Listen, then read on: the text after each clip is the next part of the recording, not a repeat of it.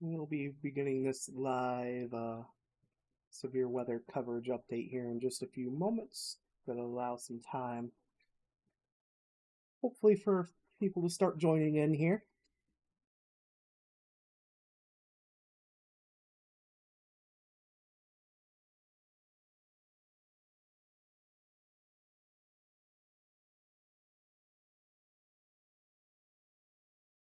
As people are beginning to join in, please do let me know if you can hear me okay and see everything okay.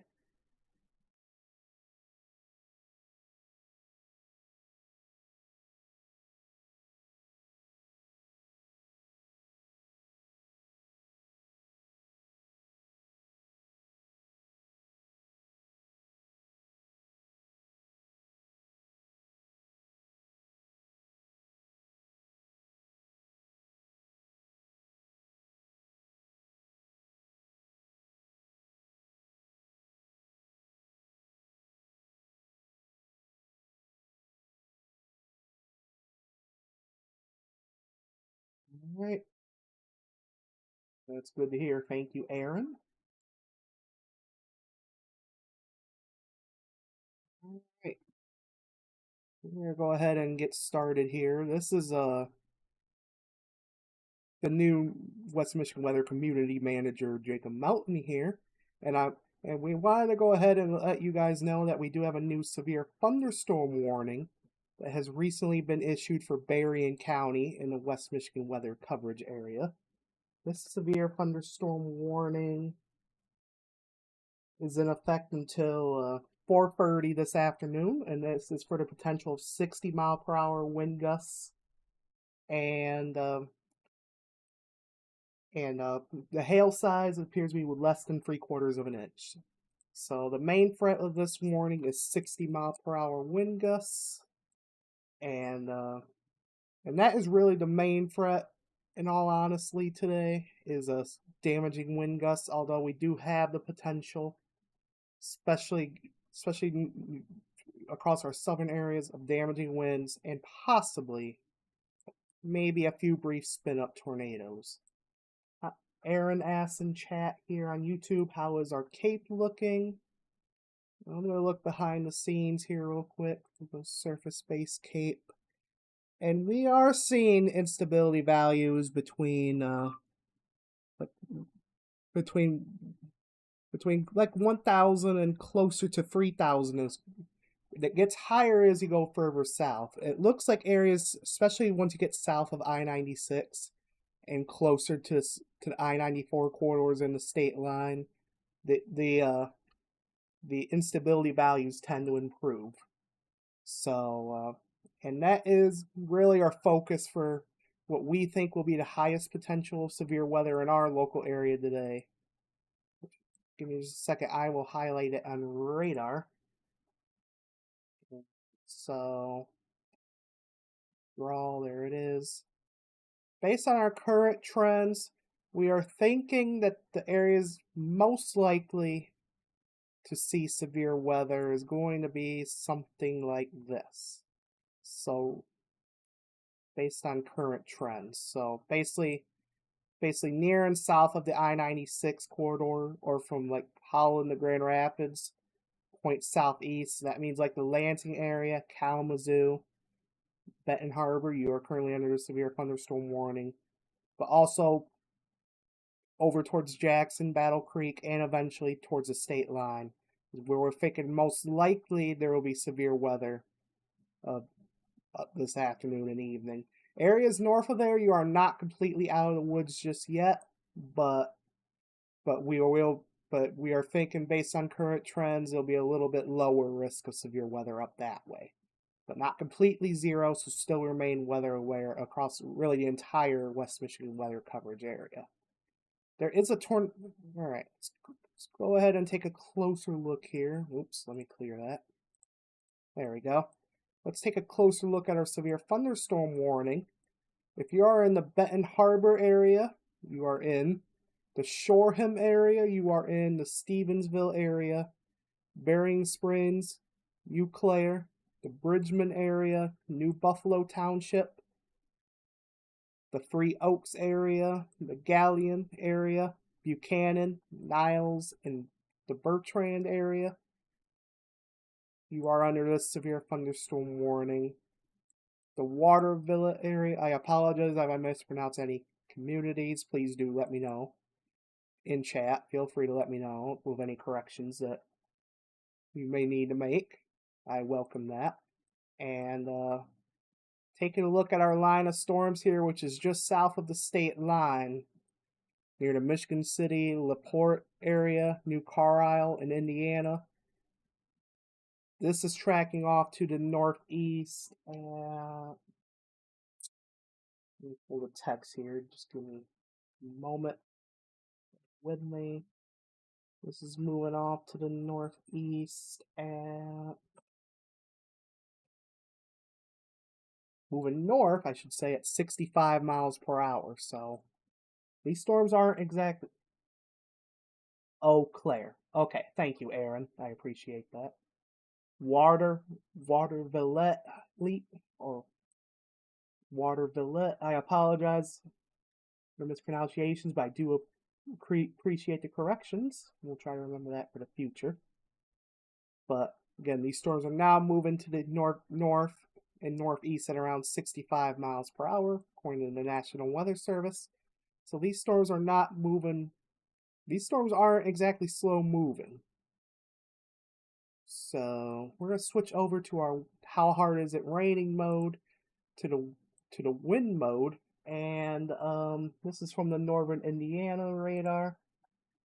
And see, we are showing some higher winds potentially, especially further south into Northern Indiana. We're not seeing anything. If I had to guess, our higher wind would be showing, at least on this radar scan, near the Springfield area. Nothing too awfully high at this much, but that doesn't. This is a radar indication, not necessarily meaning that's not necessarily not windy. But really, from the Springfield area in Indiana to the New Carlisle area, and that will be tracking off to the north. So what I need you to do, if you are in the severe thunderstorm warning, is I need you, for your protection, be in an interior room and on the lowest floor of a building, preferably no windows. The National Weather Service is noting here that large hail, damaging winds, and continuous cloud-to-cloud lightning, mainly a damaging wind threat, are occurring with these storms. Move indoors immediately. Lightning is one of nature's leading killers. Remember, if you could hear thunder, you are close enough to be struck by lightning. And a tornado watch does remain in effect until 8 o'clock this evening for our border counties of Berrien, Cass, St. Joseph, and Branch counties. Although the Storm Prediction Center in Norman, Oklahoma, they are the ones that do the severe weather outlooks and the watch coordination with our local offices, and they handle the watches. They are indicating that a new watch will become necessary, especially for areas. Actually, if you bear with me here, I should be able to pull that out up here. Here we go. This is this red outline area here. That is your mesoscale discussion, highlighting the potential for a downstream watch issuance. It looks like by 5 p.m. is when they're anticipating that. And it is really, especially south of the 96 corridor, but really closer to the 94 corridor in points south. That is where they're thinking the bulk of the severe weather potential of this line of storms will be, according to the Storm Prediction Center. We are awaiting that watch issuance area shortly.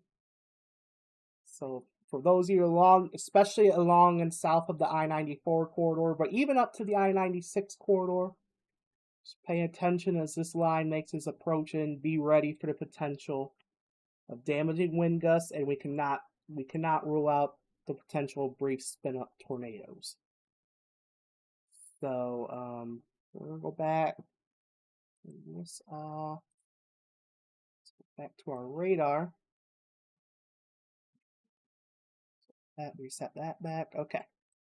One thing I am noticing here is if you take a look at the radar on reflectivity, let me try and draw this out.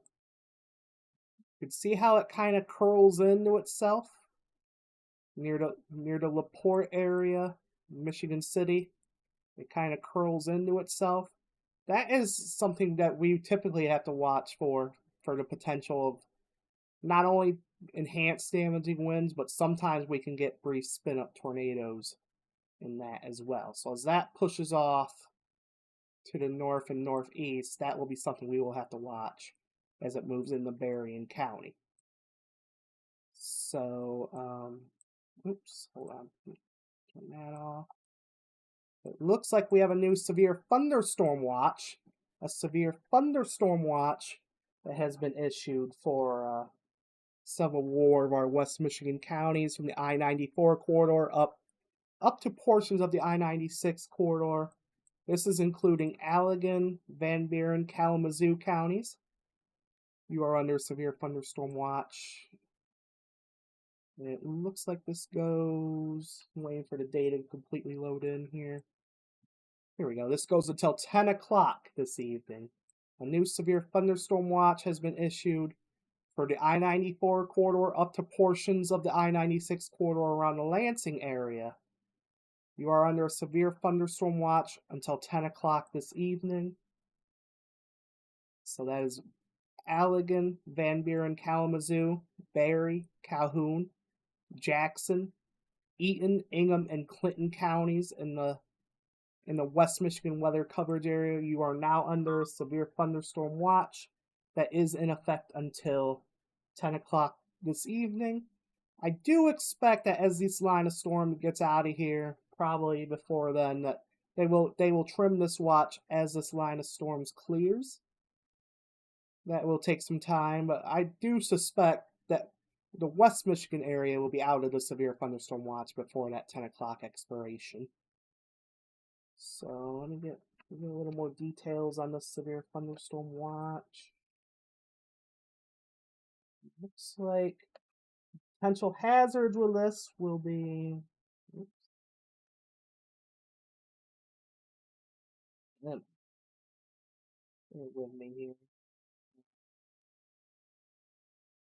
Let's pull it in here. It looks like the primary threats will be with this severe thunderstorm watch will be the scattered damaging wind gusts up to 70 miles per hour are likely. Again, that is scattered damaging wind gusts up to 70 miles per hour likely. And that has really been the main threat throughout the day today. And we also have isolated large hail events up to 1.5 inches in diameter possible. That would be ping pong ball size. Again, we don't think large hail will be a particularly big issue, but just something to watch, especially if we can get any cells to fire ahead of the line.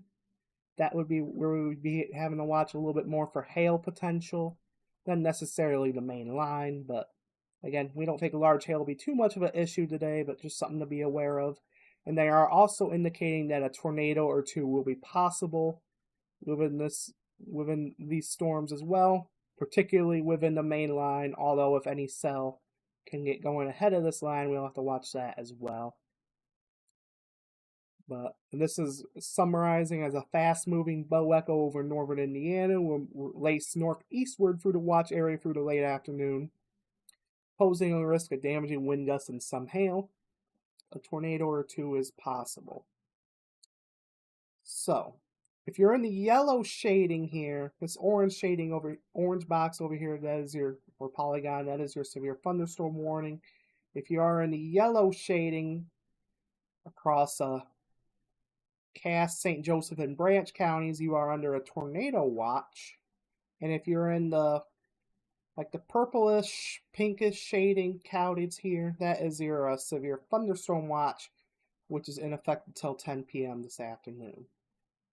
Taking a look outside of the line, we are seeing some additional cells trying to get going, like near the Free Rivers area, the rest of Coldwater, and even towards the Lansing area. We are seeing some cells trying to get going. We'll have to be watching that. Now we're going to go back over to our Berrien County severe thunderstorm warning. And it looks like our storms are now beginning to make their way into the state of Michigan. If you're near New Buffalo Township, the Three Oaks area, you're likely starting to see the winds start to pick up, the rain start to pick up as well. We're going to take another look at our velocity product. And still not seeing anything extremely concerning at this time, but that does not mean nothing is happening in terms of wind or heavy rainfall and lightning. We're likely seeing some of that. And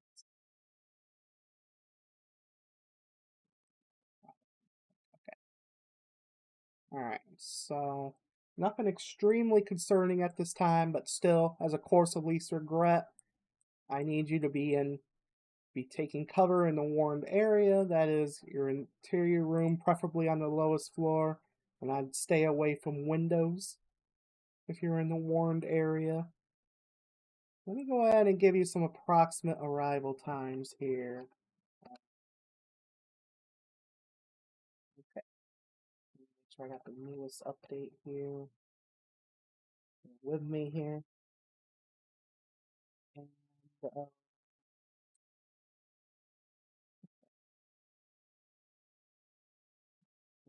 information.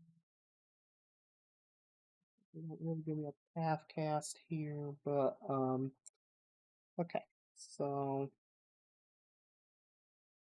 all right. So our new scan just came in. This is from the Northern Indiana radar. New Buffalo Township, the Three Oaks area, the Galleon area.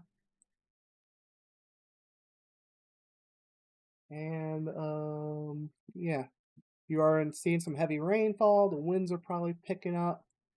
This little cell out ahead of the line here near the Stevensville, the Berrien Springs area, we're not seeing any signs of anything particularly severe with that. Oops. But we are probably some lightning, probably some heavier downpours, maybe a little bit of gusty wind.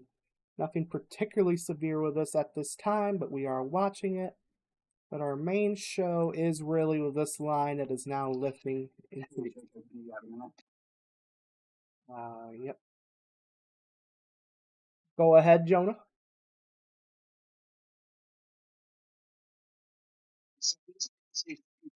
These on my end with OBS. I am in the office channel on Discord.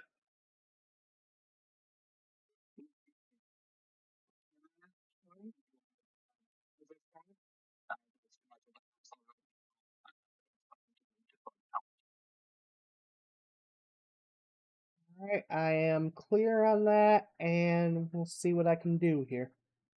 Give me just a moment. All right, so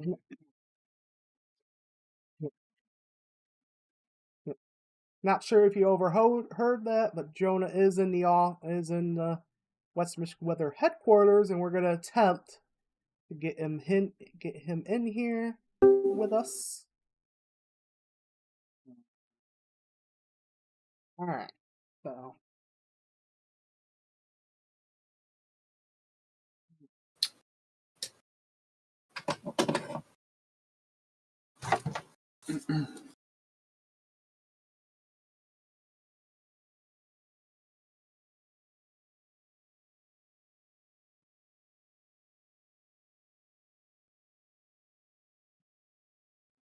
Bear with me, guys, while we attempt to get this going here.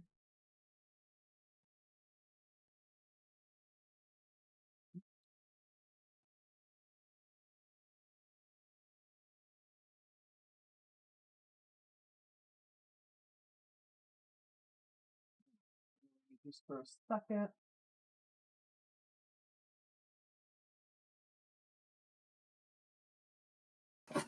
There, I kind of am. Trying to see if I can get it full screen here.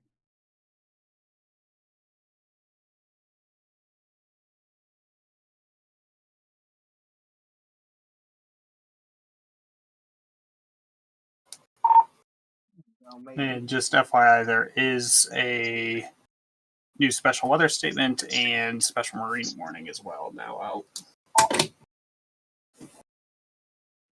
Okay. All right. Hopefully you guys can see Jonah good enough here.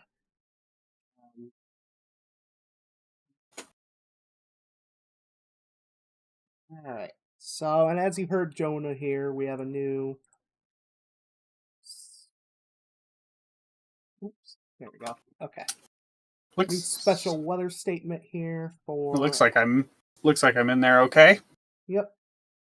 Watching it on my end.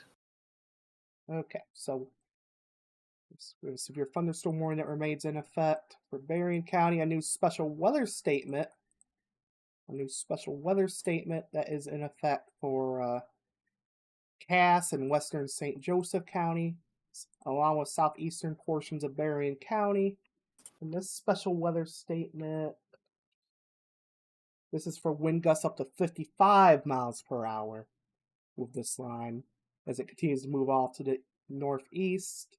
So that is just under severe limits, but still quite gusty. That could still cause some minor wind damage, like some tree limbs that come down, your unsecured objects outside, like trash cans and whatnot. Yeah, that just could still be blown around. shy of severe criteria there. Yep. Now this is moving off to the northeast at around 45 miles per hour. So that will be heading into the Buchanan area, the Niles area here shortly, towards Edwardsburg. I muted my mic on the stream really quick. There's quite a delay. If you unmute in Discord and we try to chat in Discord, that might work better.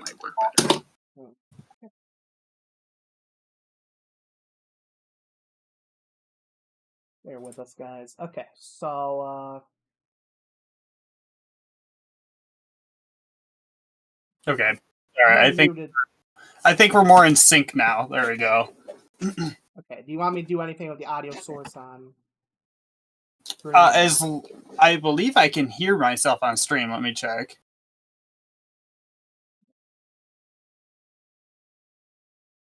This is kind of a new format we're doing here, so just kind of bear with us, guys. I can hear myself on stream. We're good. There is a new severe thunderstorm watch now in effect as well for really everywhere south of I-96.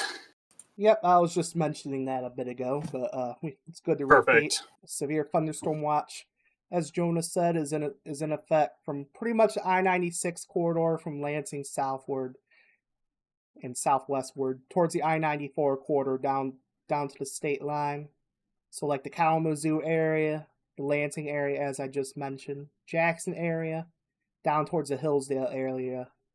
You are now under severe thunderstorm watch, and that continues further west to like the Holland and South Haven areas. So that's a severe thunderstorm watch. The primary threat there will be more damaging winds, but we still can't rule out the potential of of maybe one or two brief spin-up tornadoes, and maybe some large hail. But like I was mentioning earlier, the environment really isn't there for that to be too widespread of an issue. But just something to watch. And Jacob, if you swap over to velocity really quick, not anything super concerning, but taking a look right there at the state line, just offshore New Buffalo Township, in Berrien County there, far southern Berrien County, there is a little bit of maybe some broad rotation trying to develop there, just offshore New Buffalo Township. Right in there is where we're watching. Again, as Jonah mentioned, nothing extremely concerning, like nothing imminent in terms of tornadic potential, but that is something we are paying attention to. Is something could try and spin up briefly. Yeah. Or if big reason I say that is they do have a special marine warning out there. And that special marine warning does include the water spout possible tag. So the fact that they're highlighting that potential and that we're seeing some broad weak rotation there on radar is just something to watch, as Jacob said. Yep. And I'm looking over at chat here. Devon asking in the chat if you guys want, I can rely IM reports for the state.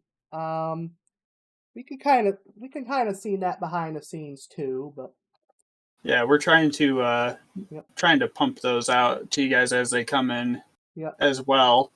Yep. Uh, and Jordan in chat asking, is Flint tornado risk low? Flint is kind of outside of our coverage area. We cover areas pretty much from US 127 off to the west, but the tornado risk is overall, it's not super high, but it's really not zero either. We could see a few respin ups. So yeah, Flint is in that 5 to 9% risk for a tornado within 25 miles of a point. Yep. To be specific, so. Yeah, and really that rotation is a little bit less evident on the northern Indiana radar site as compared to the Grand Rapids radar site. The Grand Rapids radar site gives you a little bit of a better picture of that. Yep, there we go. Broad rotation. Yep. That's just because the Grand Rapids radar is scanning a little bit higher up. Yep, so it's definitely an elevated area of rotation there, weak rotation. Can kind of see it on reflectivity as well. It's got a little bit of a looping feature there. Yeah.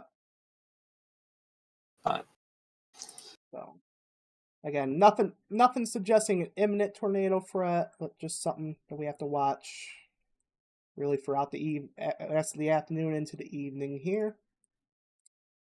And I am also watching these cells out ahead of the line. Yeah, those kind of popped up rather quickly there near Mendon and Sherwood. Yep. Up towards the Lansing area as well. But again. Oh yeah, I see that now as well. Yep. Our main focus as of right now is in terms of severe potential is our main line of storms. With a severe thunderstorm warning that continues for Berrien County until should be just another couple of minutes, 4:30, I believe. Yep, yeah. 4:30. Yep. It is just outside of our area, okay? New severe thunderstorm warning down in northern Indiana. Okay, so severe thunderstorm warning for just a few more minutes here. And we also have our special weather statement, which is one step below a severe thunderstorm warning. As I go back to northern Indiana radar. Yeah.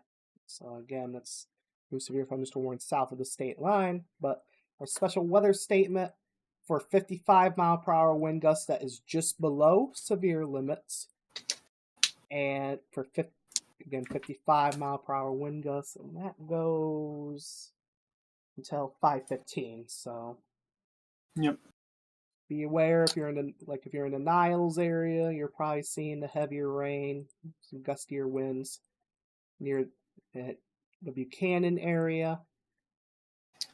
Jordan's asking in chat. Sorry, I didn't mean to cut you off. It sounded like you were done there.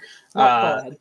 Jordan's asking in chat. We are not looking at dangerous tornadoes. Well, that's a little bit contradictory. All tornadoes are dangerous. In terms of like violent long track tornadoes, no, the risk for that is almost zero for that. But again, we could see a couple brief spin up type tornadoes come through with these lines of thunderstorms. So, and you can really see that that potential in these cells that are developing in near Three Rivers there, Sherwood and Cullen. They are starting to take on very young supercellular characteristics. Yeah. In fact, if I go in towards the one near Union City, you can see a little bit of a hook shape starting to develop. Yep. So that is something we will have to begin to watch over time, see if they can try and spin up. In fact, let me maybe a little bit. Again, nothing significant at this time. Maybe a little bit of broad rotation there. Southwest of the Union City area. Nothing, again, nothing to suggest an imminent tornado threat, but that is something we'll be watching over the next little while. So maybe same thing just to the west of Mendon and north of Three Rivers there as well.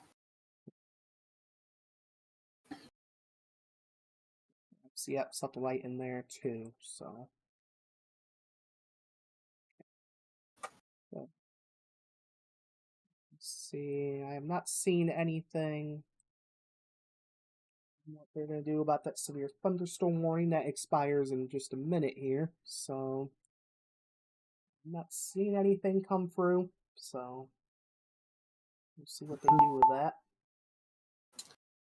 So the 4:30 Storm Prediction Center outlook just came out, and it did drop the enhanced risk a little bit further south, it looks like. I'm just looking at it on the IEM bot feed, so it's a little bit hard to tell, but it looks like maybe it was pushed south a little bit. So I could go ahead and pull that up here.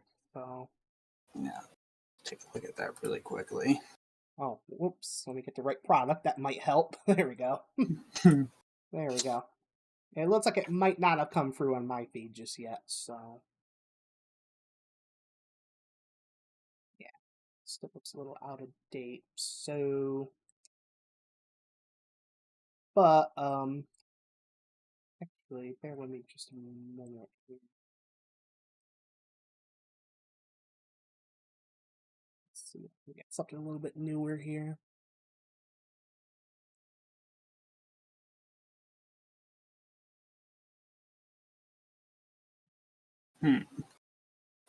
Yeah, it's not quite loading on the Storm Prediction Center website yet either, so.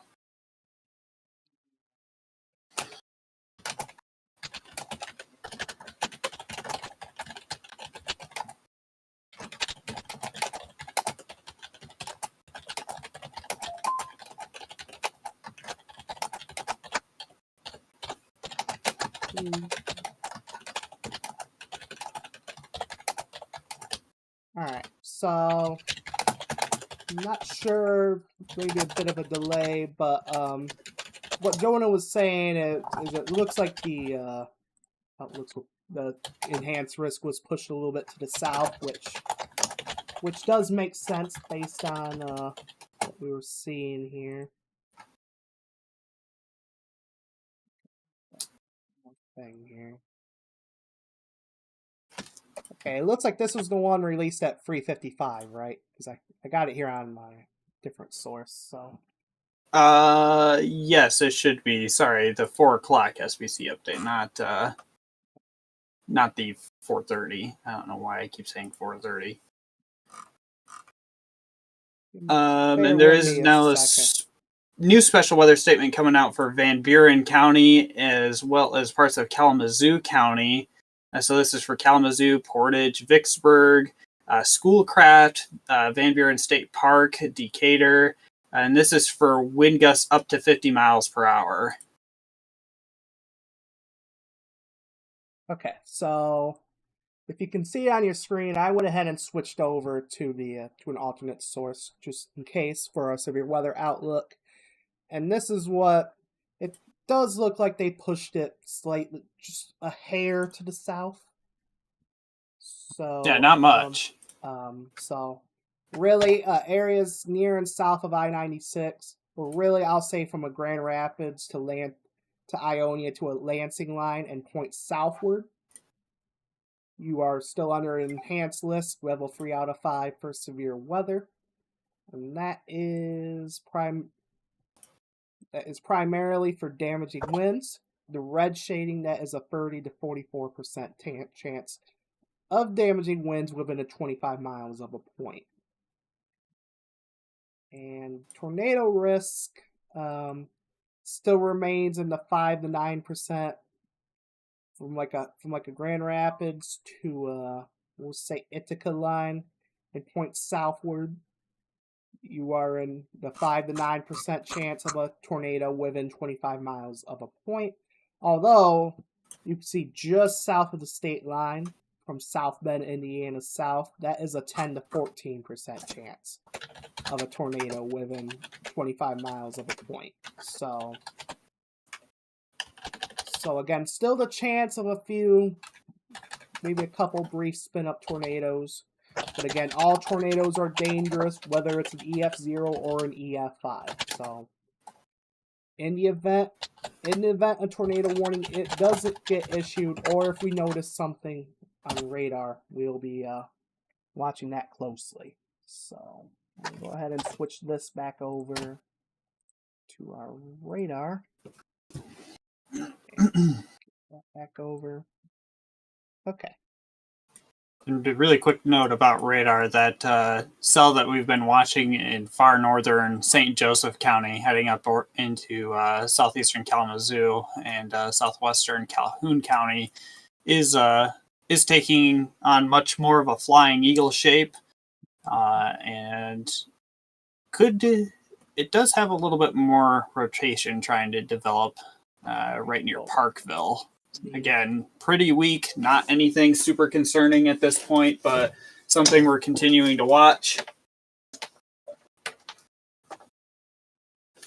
Right, and same goes for this cell near Sherwood. I'm not seeing anything that screams tornado at me at this time, but just something we are watching with these cells out ahead of the main line. And that. There we go. Our special weather statement that Jonah was just mentioning for for Van Buren, excuse me, and Western Kalamazoo counties, that is in effect until 5:30 this evening for the potential of 50-mile-per-hour wind gusts. So again, that's below severe limits, but it is starting to get up there on the side of the when it comes to sub-severe wind gusts from thunderstorms. And that could, again, still knock down a couple tree limbs, maybe blow your trash can. So safe course of regret, just get inside and wait it out as it approaches. So yep.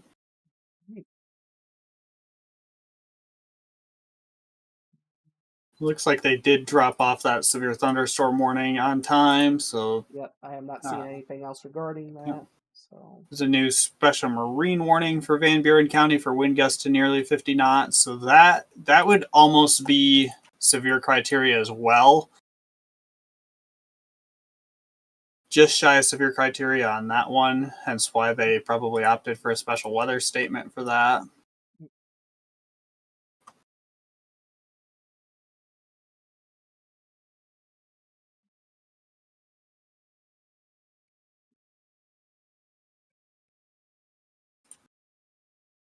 oh, and if you hear silence from time to time, we're still watching. That's just us trying to look at some things behind the scenes, looking for new information from our friends at the Weather Service. Yeah, they continued that special marine warning for offshore waters of Berrien County with the water spout tag. Okay, yeah. So we'll just have to continue to watch that area. We'll overdo our velocity just for a moment, and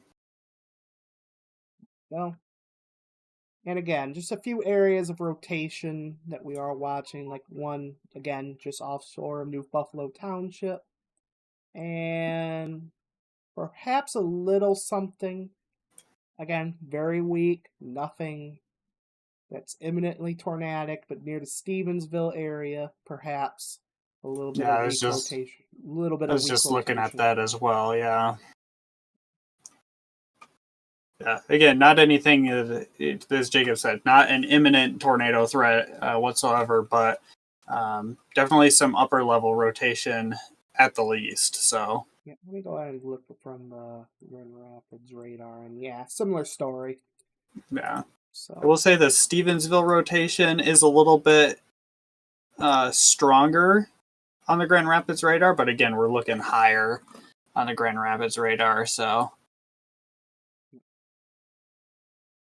yeah, so the Grand Rapids is providing us a bit of a higher scan. For a lower level scan, we would have to go back to northern Indiana.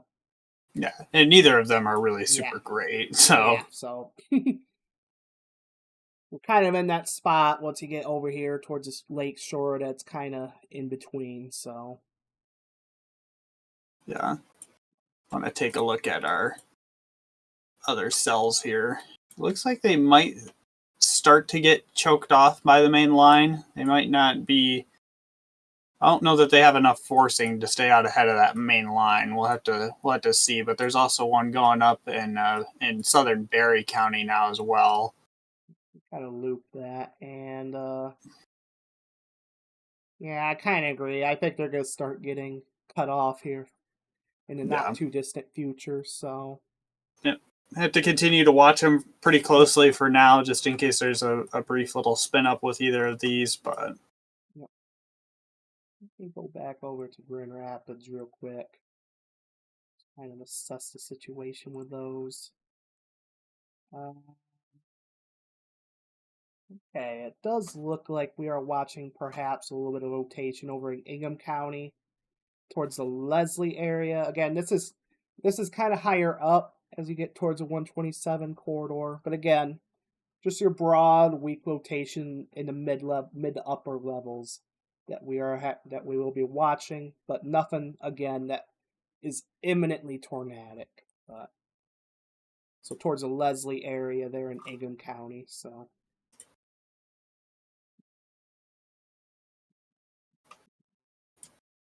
keeping a close eye on the Stevensville area still with our two radars. The upper level is still got some decent rotation going there. So yeah. And it looks honestly even like our straight line winds might be a little bit more elevated and might struggle to reach the surface a little bit, but I haven't seen anything come through on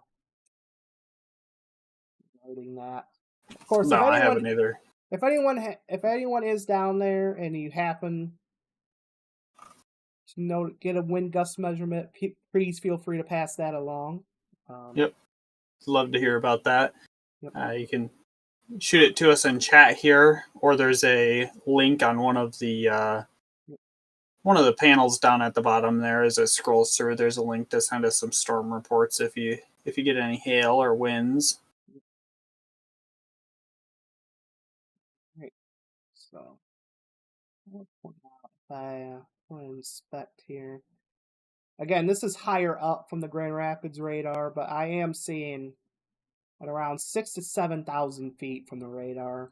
Your winds to around 60, but that is higher up, and as Jonah indicated, we're not certain that's mixing down to the surface at this point, but just something that we'll have to watch as this line continues to move off to the north and northeast. Go back over activity. And you can see it. You can see what we were talking about earlier near the new Buffalo Township, how it kind of curls in on itself. Yeah, that is something we have to watch too. So. Yeah, keeping a close eye on that area still, as well as Stevensville. And then, of course, we have our prefrontal storms, or our storms that might not be prefrontal, but storms that are developing out ahead. I will say the one in Kalamazoo County there is definitely being overtaken by the main line. They're almost congealing. And the one in Berry County may well meet the same fate here shortly.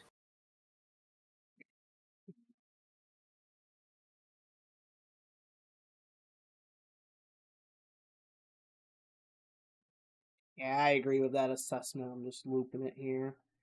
It does look like it'll be overtaken here soon, which will, when it gets overtaken, that will kind of lower the tornado threat a little bit, but we will still have to ultimately deal with any damaging wind threat with the main line. And then sometimes, depending on how they interact, these storms, that can sometimes cause it to spin up briefly, but that's just something we'll have to watch over time. So, yep.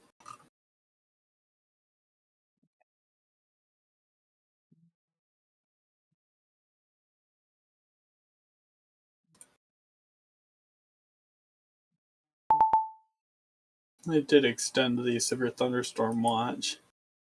Yeah, not really. Well, interesting. It's for the same time. That's not sure what that's about, but I wonder if they changed something about it. Let me look. I'll look at the text data for the update.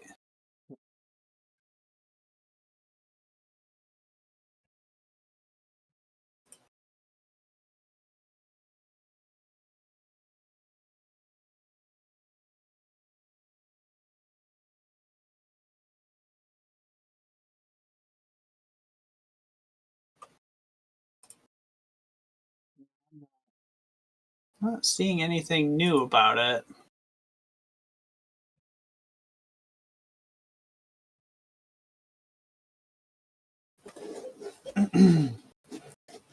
not Indiana. Okay.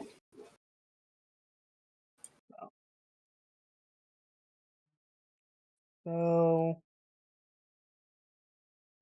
as it stands right now, we're just looking at our our line of showers and thunderstorms that is currently producing wind gusts under severe limits, but up to 55 miles per hour.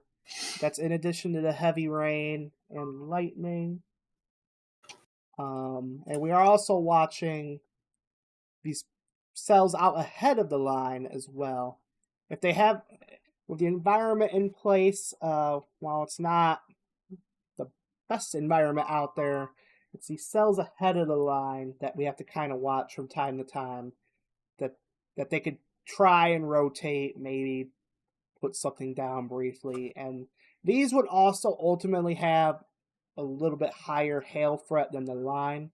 But again, the hail threat's not really all that impressive. Just maybe a few isolated hailstones, maybe up to quarter, up to ping pong ball size at maximum per watch. But again, the hail threat's not all that impressive today, but just something that we may see a couple reports of. Yep. What happened to my watches here? Okay.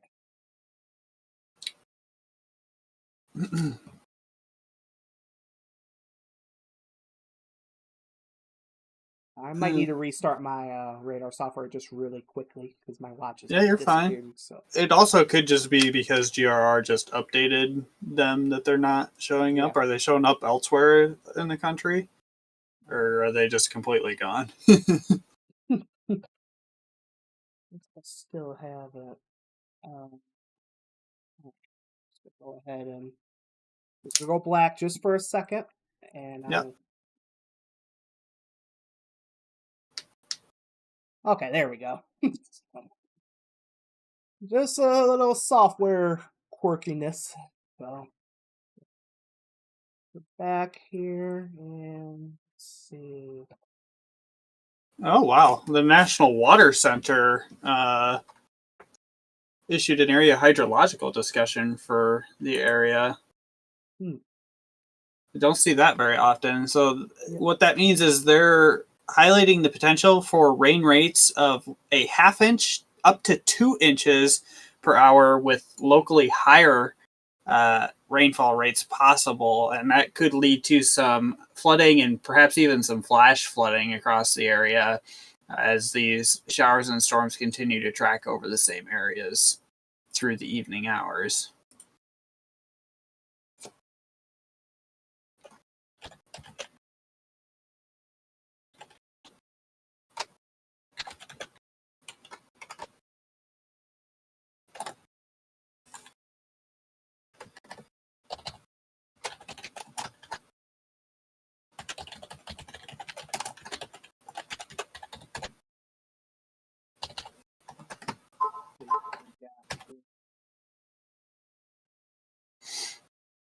Some wind gust reports down in Indiana. Okay, so.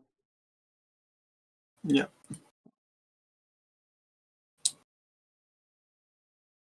Yeah, and again, if you're just tuning in, we do have a severe thunderstorm watch in effect for all those counties shaded in pink there, generally south of Holland to Lansing, and then up towards the Saginaw area. If you're south of there, Severe thunderstorm watch is in effect until 10 p.m. And then if you're in Berry Cass, St. Joseph, or Branch counties, we do have a tornado watch in effect until 8 p.m. Local time. Currently, no severe thunderstorm warnings or tornado warnings on the board. We are watching a couple of special marine warnings and special weather statements down across Van Buren, Kalamazoo, Berrien, Cass, and parts of St. Joseph County. But again, there's no ongoing severe weather at the moment. But we are ready in case something does start to cause some problems. So, go ahead and take a look. This is from the Grand Rapids radar again. Keep an eye, like Jonah mentioned, just offshore of the Shoreham area. Perhaps some rotation just offshore of there. Again, this is a little higher up. Looking from Grand Rapids. We'll go ahead and look from Northern Indiana radar. Yeah, same general story. Just some weak, broad rotation. Nothing imminently tornadic. And otherwise, just maybe some gusty, sub-severe straight line wind gusts. Perhaps a little bit of weak rotation there near the Penn area, northeast of the Cassopolis area. Perhaps a little bit of weak rotation. Yep. Really, it does look like, at least from the Northern Indiana radar, the stronger wind gusts so far are staying south of the state line. But if I loop it here, goes. I do think eventually we may need to start watching this portion of the line. Areas immediately near the state line. Yeah, really right along US 12 there. Yeah, US 12 and point south. That is something we'll have to keep an eye on eventually for the potential of some higher wind gusts and possibly a spin up or two. But that's just a heads up for areas like Sturgis, towards Coldwater, towards the Kinderhook area. Bronson. Again, at the end of the day, like the stuff that's north of the state line right now still could be producing some gusty winds, upwards of 45 miles an hour, maybe to 55 miles an hour. But I won't say it right now that it's weakening, but it's also not really intensifying as we kind of expected either. So we may be okay, especially if you're north I-94, but we won't completely say that yet. Yep. Keep an eye on these cells out ahead of the line. This cell near Union City we continue to watch. Again, nothing extremely imminent in terms of tornado potential or anything like that, but still just a little bit of weak rotation there near the Union City area. So and the reflectivity is really dropping off on those cells, so that could be an indication that they're dying out. Yep. Switch over to Grand Rapids to look at these cells. Again, really same general story. Out near, yeah, nothing really that stands out to me at this point in time, but got some cells going up in the Muskegon County and northern half of Kent County as well, but those don't really have any concerning features at this point.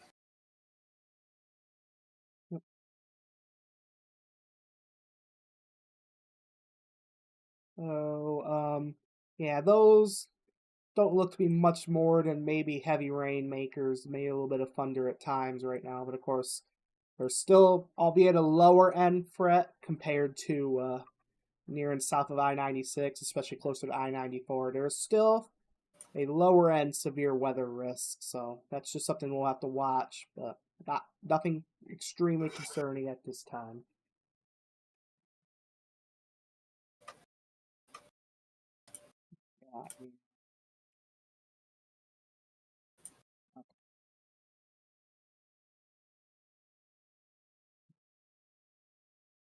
think they might have just updated to tornado watch because it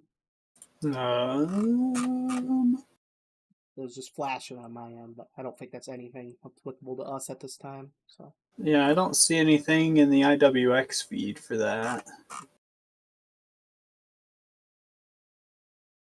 I think it might have been Chicago, maybe. Oh, yeah, they could have updated it. Yep. And actually, yeah, that's exactly what happened. They trimmed off a lot of the western extent of the watch in their area. Actually, for their entire area, they have trimmed off a lot of the watch. All right, so that just goes to show what I was mentioning earlier. I know that the tornado watch goes until 8 p.m. and the severe thunderstorm watch goes until 10 p.m. But as these storms clear the area, as we just seen Chicago do, they'll go ahead and trim the watch to remove these counties as these storms clear the area. So I don't think that will be in watches through all that time. The expiration time's just covering as these storms continue to push east. So, Well, Jacob, you were talking earlier about having to watch that line as it comes into parts of St. Joseph County and Branch County there along the US 12 corridor. There's a report that just came out of the Weather Service office in northern Indiana that a train spotter estimated 2 minutes worth of 60-mile-per-hour wind gusts there in Goshen, Indiana, excuse me, which would translate into really mostly Branch County, but perhaps a little bit of southeastern St. Joseph County as well if that line continues to maintain its strength. okay, yeah, and we'll go ahead and take a look at velocity real quick, get a little bit closer, and yeah, we are seeing pockets of winds up to, if not slightly exceeding 60 miles per hour. No. Like near the Emma area there in Indiana pocket. That's about 1,000 feet about from the radar, so that probably that makes sense that we would have a 60-mile-per-hour gust there. Yeah. Based on what I'm seeing here. Yep. 50 and 60 miles per hour in that section, which again would take it ultimately into Branch, especially southern portions of Branch County, maybe southeastern St. Joseph as well. Yeah. You just have to watch over time. So. Yep, absolutely. Again, these storms are moving really fast, so they're moving northeast at about 65 miles an hour. So if you get a severe thunderstorm warning or a tornado warning, don't wait. Just go ahead and take cover. They're moving again at about 65 miles an hour, so not something to wait around for something to show up. Yep.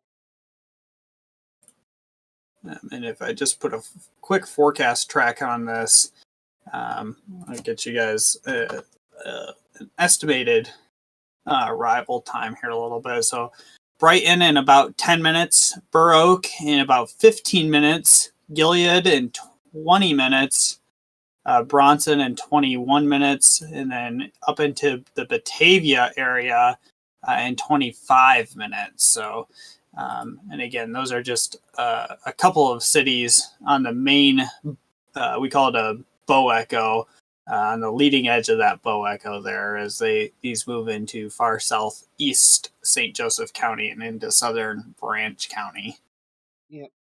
And with these bow echoes, in general, it's the leading edge where you'll generally see the gustiest winds per se. Yep. So sometimes even out ahead of the visible bow echo itself, the visible shelf cloud, you'll get those gustier winds out ahead of that. So just because it's not raining yet doesn't mean that you can't get some damaging winds. So again, if you get a severe thunderstorm warning or tornado warning, make sure you take cover.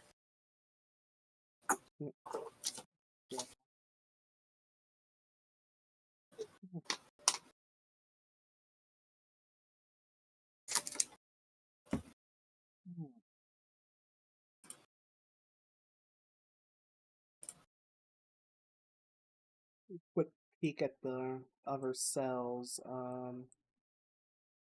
Yeah, nothing really.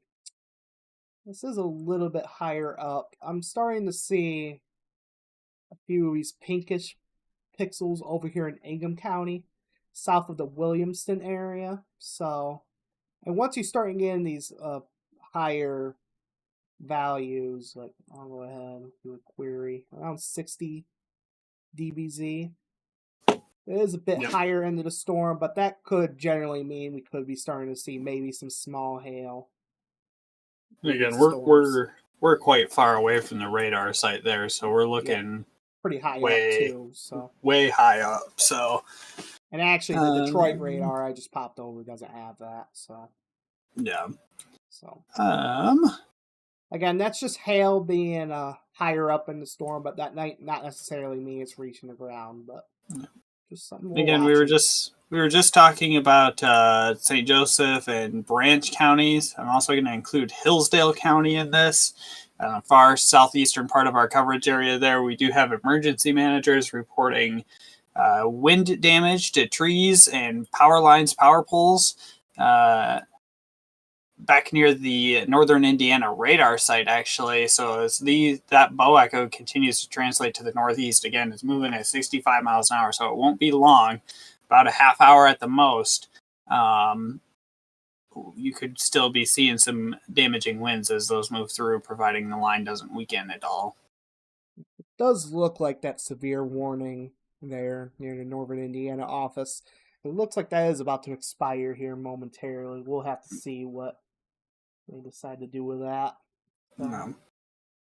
There's a cell in north central Kent County, as well as up near the Sparta area as well.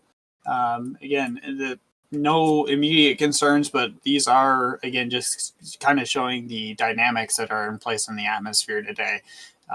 Just almost immediately, they're starting to take on looping or flying eagle shapes is what we call them, bean shapes, especially that one near Cannon Township there. That one's really starting to show some higher reflectivity and start to loop around there. Yeah, a little bit of contamination, but yeah, and I'm looking at our velocity data. Again, nothing really that immediately screams out, but just something we're watching too.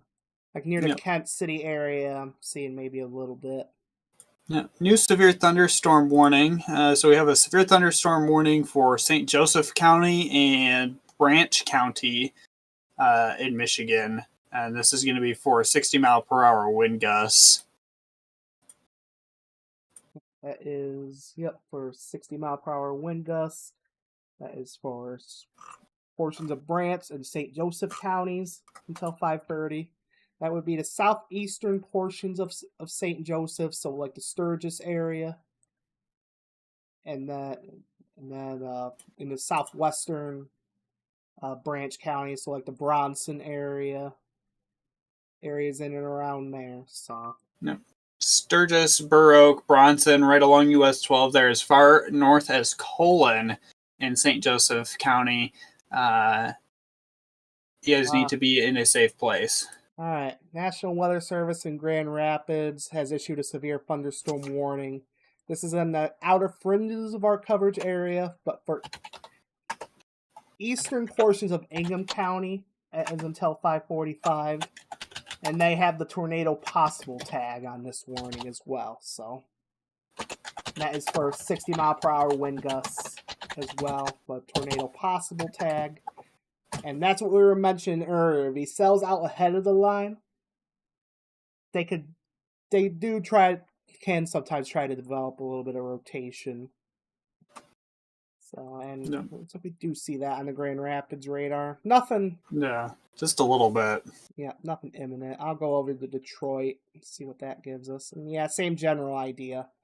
Nothing imminent in terms of a tornado threat, but just some mid-level, maybe upper-level rotation that we are watching. So.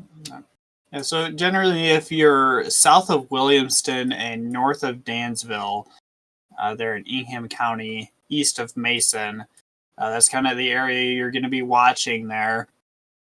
So Vantown, Pollock, Those are kind of the other two major cities Yeah. or major points of interest that are right there. Go ahead and take shelter, get inside a sturdy building, lowest floor preferably, and again, that tornado possible tag is on there. So, while not imminent, a tornado could develop rapidly, so be prepared to take tornado precautions as well. Jordan in the chat was asking just a couple minutes ago, are these storms going to weaken before they get to Flint, Michigan? Well, I mean, that's something we're gonna have to watch, and maybe not, but we do think you are in the severe thunderstorm watch, so I do want you to remain weather aware and just be prepared for the potential of some stronger thunderstorm activity if these current trends do hold. If not necessary, not only from maybe the main line, but we're also watching these cells out ahead of it. That looks like they're now trying to occasionally get up there in strength as well. So.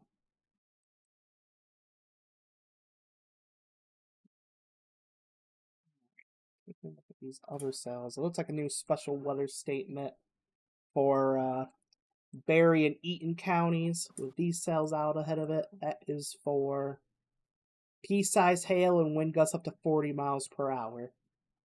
No. I don't have that on my end yet. It's just coming through, so. Oh, yep, literally just came through. Okay. Gotcha. Yeah, I was just going to comment on those cells, actually. They are starting to get their act together a little bit there. Yeah. So Hastings, Syria, I believe I'm saying that right, Calamo, Charlotte, Potterville, Grand Ledge. You guys are under a special weather statement now for those, that little cluster of cells that is starting to work its way through the area there.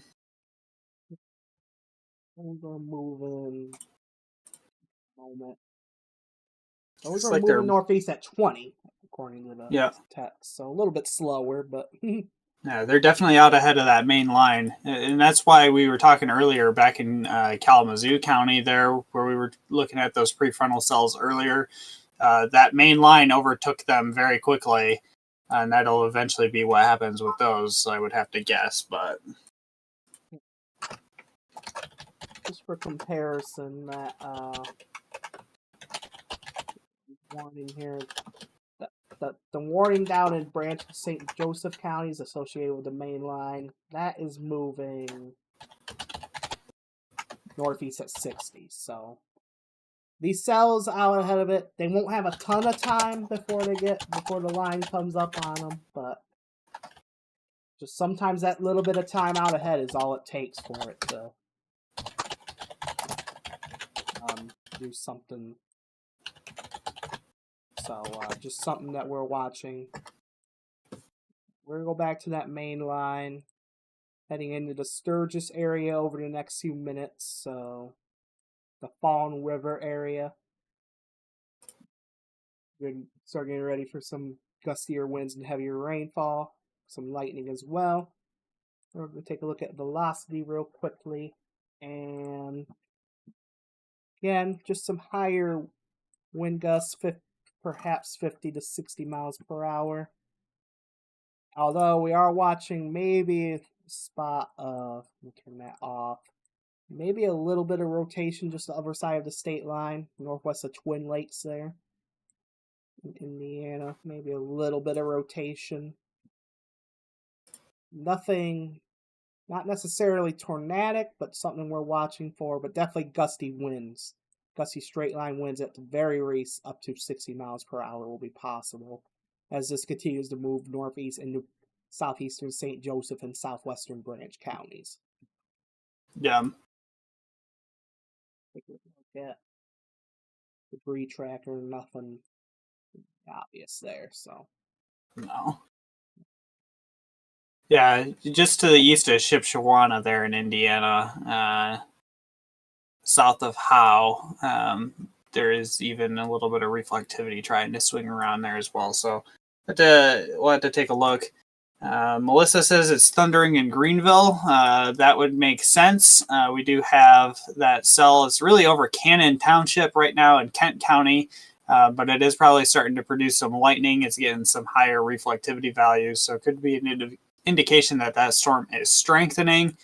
So we could see some gusty winds and maybe some small hail come out of that storm here shortly. Yep, so none of this stuff up in the Muskegon area towards Cannon Township.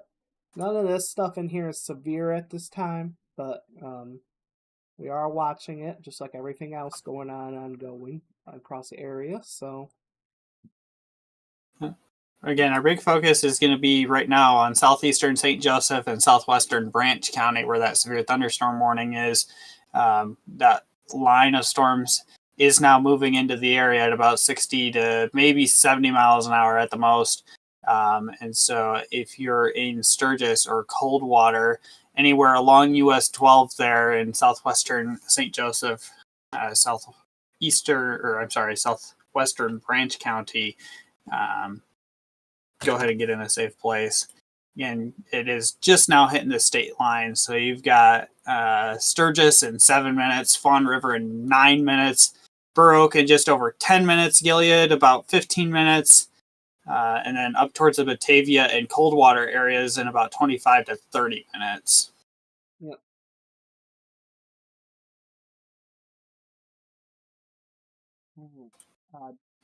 Jack in chat is saying thundering like crazy and very dark in Flowerfield Township.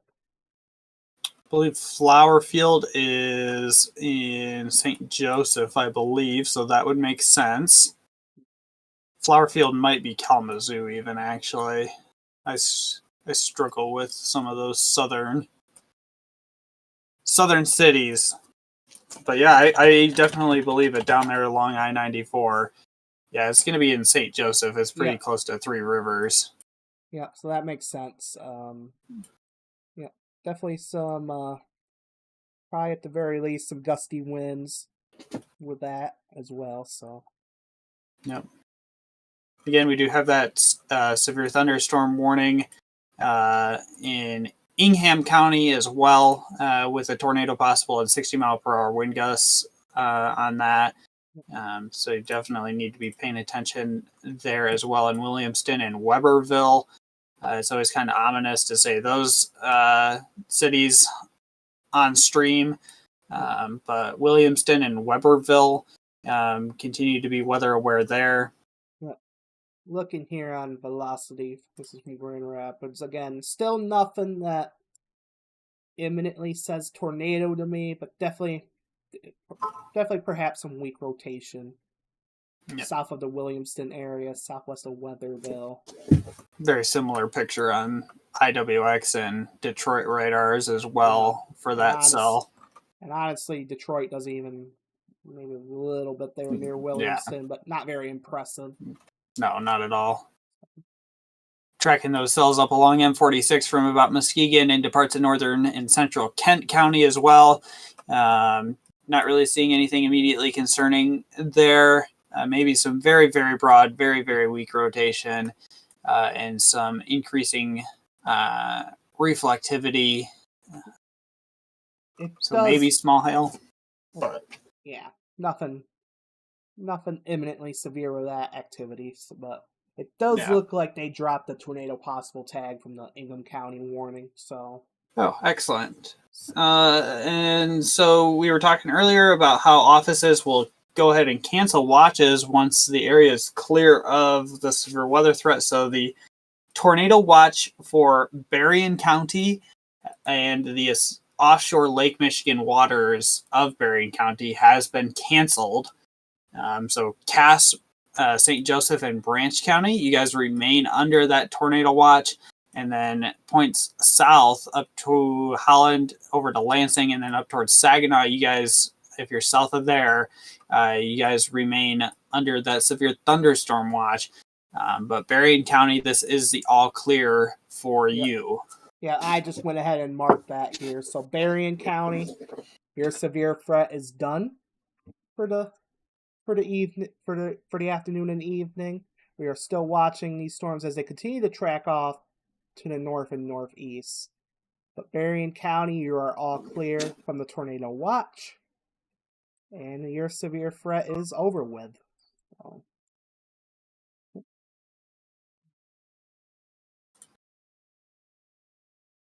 some damage reports continuing to come in from Indiana. So, Yep.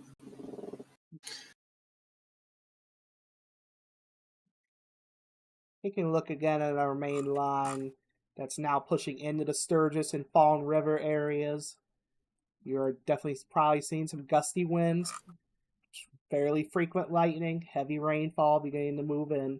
We're going to take a look at velocity, and we are seeing some signs of stronger wind gusts just southwest of the Fallen River area. That is between 50 to possibly 60 on the high end. That is about 2,000 feet up from the radar. So, All right, let me take a look at meso analysis here. I'd be curious as to what sort of ability we have down there for the winds to actually mix down to the surface. Yep. So our D-cape is maximized in that area. So D-cape is downdraft cape, and that has a couple of effects on storms, primarily with regards to damaging winds. And really is just how strong is the downdraft within the storm. And the downdraft is obviously what carries those damaging wind gusts down to the surface. So as you get D-cape values that are really above 600, we can start to see those mix down. And we're at 800 down there in St. Joseph and Branch counties. So it's not overly high, but certainly sufficient for those winds to mix down to the surface there. So, yeah. Mayru in chat is asking, how's Benton Harbor, St. Joseph area looking? In fact, the Benton Harbor area was just dropped from the tornado watch, and St. Joseph, you're pretty much in the clear now. You have just been dropped from the tornado watch. These storms are pushing northeast away from the area. We still might see some showers, maybe a little bit more thunder activity behind this main line, but this stuff is unlikely to be severe. So really, this is quickly transitioning into a heavy rainfall and flooding threat. Yeah, that's the other point. Yeah. In addition to the severe threat, we do still have the potential for heavy rainfall. In fact, a moment here, I can go over to our excessive rainfall outlook. And as you can see, we are under the yellow shading here. That is a slight risk of excessive rainfall. That means there's at least 15% potential of rainfall totals that could exceed flash flood guidance. So definitely the potential for some flooding issues, especially where these thunderstorms can end up trailing. That is something we will have to watch. So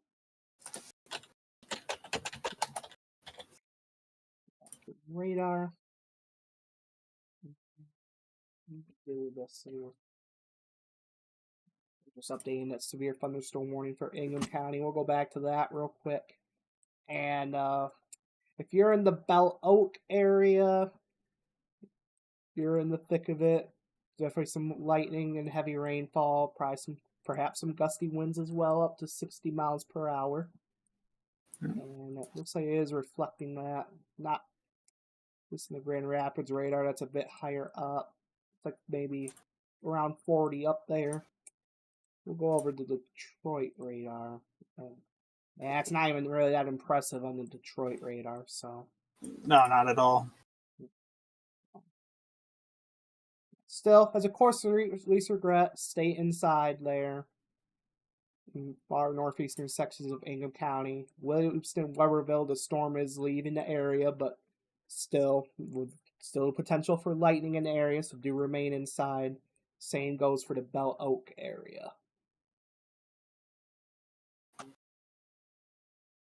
We'll look at some of these other storms here. Still watching these cells. Yeah, does look like the special weather statement, at least on this system, might have dropped for the Might have dropped off for the Berry and Eaton County areas, but still, watching these cells here, nothing. Well, now that I say that, let's go to velocity. I am seeing maybe a pocket of bit higher winds near the south of the Nashville area. Perhaps up to 40, maybe 45. That's a couple thousand feet up. So perhaps maybe 30, maybe 40 mile an hour gust with that. And another pocket of maybe some gustier winds south of the Hastings area. Nothing severe with that activity, but just something we are watching. Yep. Up here again, similar story. Maybe a little bit of weak rotation actually. Yeah, I don't know. I was kind of looking at that. I think if you look at reflectivity side by side with that, I think that might be a little bit of contamination, but perhaps, or not contamination, convergence. Yeah, I could put in the split view, and yeah, I kind of agree with that. Kind of looks like convergence, but something we are watching nonetheless.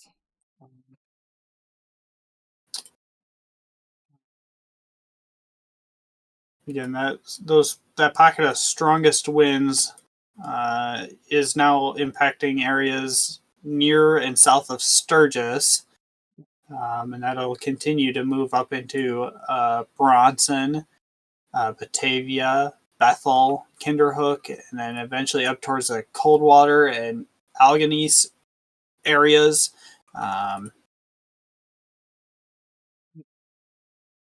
But again, they're not really intensifying. They're just kind of hovering there right at about 60 mile per hour. And again, those 60 mile per hour winds we're looking at are about 2,500 feet off the surface there.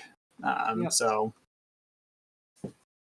yeah, so not just because once we get higher up, not all that's necessarily reaching the ground. So I would say at least maybe 50 mile an hour winds there. It could approach 60 possibly in spots, but just as a course of regret, do be inside, preferably an interior room away from windows as these storms continue to push through.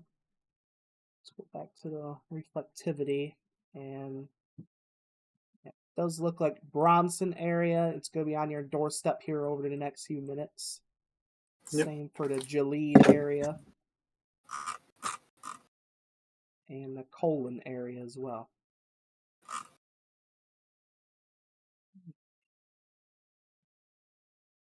Got a 60 mile per hour wind gust out of Grant County, Indiana, which I believe is pretty close to the state line. But let me confirm that a second.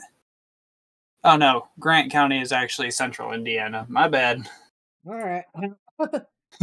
Forgive us, guys. We're just looking through the reports here. It's hard enough to keep track of the Michigan counties, let alone the Indiana counties, too. Yeah. News thunderstorm warning for Indiana. Taking a look real quick here at our special weather statement in Van Buren and Kalamazoo counties. It looks like our line of storms is extending from the Covert area towards Bangor, into the Paw Paw area, into the Flowerfield Township area. They're north of Three Rivers. We're going to take a look at velocity real quick, and perhaps some gustier winds there. We'll kind of assess that. I'm seeing 35, 45, maybe a couple pixels there approaching 50. So gusty winds up to 50 miles per hour does remain possible as it approaches the Kalamazoo area over the next few minutes. So just a heads up there for Kalamazoo. The Pine Grove area, it looks like they just issued a new special weather statement, in fact. That is for Kalamazoo, Allegan, Northern Van Buren, and Western Berry counties. That is a special weather statement for the potential 40 mile per hour wind gusts as these storms continue to lift off. This is north at 35, so this northern section is slowing down a little bit. So yeah, yep, getting pulled back by the Mesoscale. Yep. the special weather statement until 6:15 for northern Van Buren, Allen County, western Berry County, and northwestern Kalamazoo County. That does include the city of Kalamazoo. Wind gusts 40, maybe 50 on the high end, but most likely closer to 40, according to this special weather statement. Going back real quickly to our severe thunderstorm warning. That is for St. Joseph and Branch counties. Our storms are now heading right on the doorstep of Bronson within the next minute or two. So, yep. And for northeastern Ingham County, our storm there is just about completely clear of the area there, so we'll be able to drop that pretty quickly, I would think. In fact, it has dropped off my map. Oh, perfect. There we go. Yep. Yeah, seems like my radar system's a little bit ahead of the. Yeah, it dropped just as you were saying that to me. So. Yep. Severe thunderstorm warning for northeastern Ingam has been canceled. Severe storm that prompted the warning moved out of the area, so that's good. Yep. So we can focus completely really on our St. Joseph and Branch County warning right now. Let's go do that. All right. So we're going to go back over to velocity. Okay, we're going to take a look at that west of Bronson. That's potentially a little bit higher. Yeah. Wind gusts. All right, 70 approaching 80 mile per hour velocities there.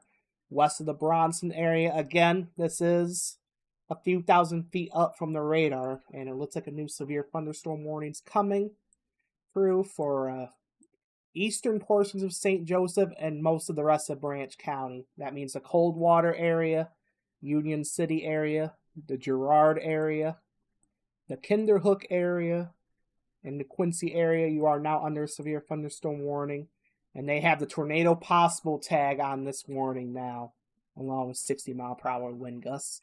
I am guessing that's for the spot there west of Bronson that we are looking at right now. I will highlight. Yep. Oops. Try not to do that. I would have to concur with that assessment. I do believe that it's going to be, if there is a localized tornado threat, I do believe it would be near Bronson there. Yep. Apologies for that little misclick, but just less of the Bronson area. We are watching perhaps at least some stronger winds, if not something trying to spin up there. So, yep. If you're near the Bronson area, towards the Mattison area, I apologize if I mispronounced that, but the Colon area. Okay, yeah, we're gonna have to keep an eye on that area just west of Bronson. That is, yeah. Yeah, that's getting up there. Yep. Go over to straight line damaging winds for sure. Yeah, nothing on the debris tracker just yet, but something we will be watching over the next few minutes.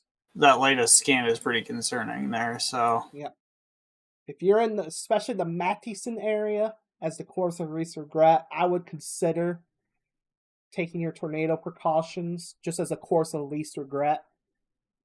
Yeah. Tornado Kimberly on Facebook is saying tornado sirens going off in Sturgis. So tornado sirens in Sturgis. That could be because of the tornado possible tag. Yep. And I'm not fully certain on how St. Joseph County sirens work, but I am not either. But it sounds like that if you're hearing sirens in Sturgis, that is likely why. But you're not in the severe thunderstorm warning that has a tornado possible tag. In fact, Sturgis, your warning, the storms have cleared the area, and you should be dropping out of the warning in the next couple of minutes. So, Sturgis area, if you're in the area and hearing sirens, you are all clear.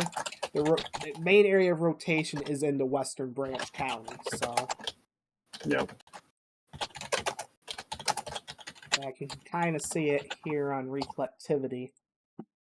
Yeah, you can kind of see it in both spots there. Yep. Nothing on correlation coefficient still, but waiting for a new scan. So You're near the M86 corridor between the tornado warning now for that cell. So Yeah. that is a tornado warning now in effect for northwestern Branch County until 6 o'clock.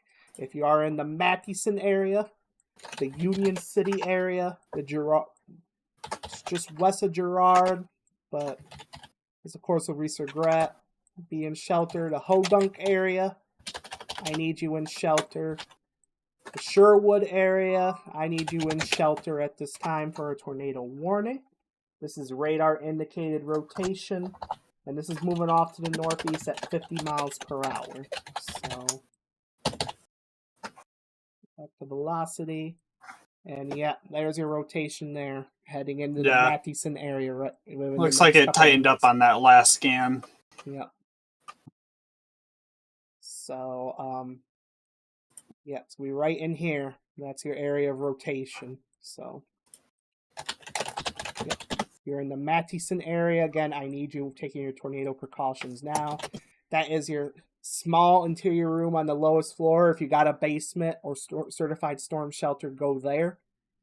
But if not, small interior room, lowest floor, away from windows, out of mobile homes and out of vehicles. So,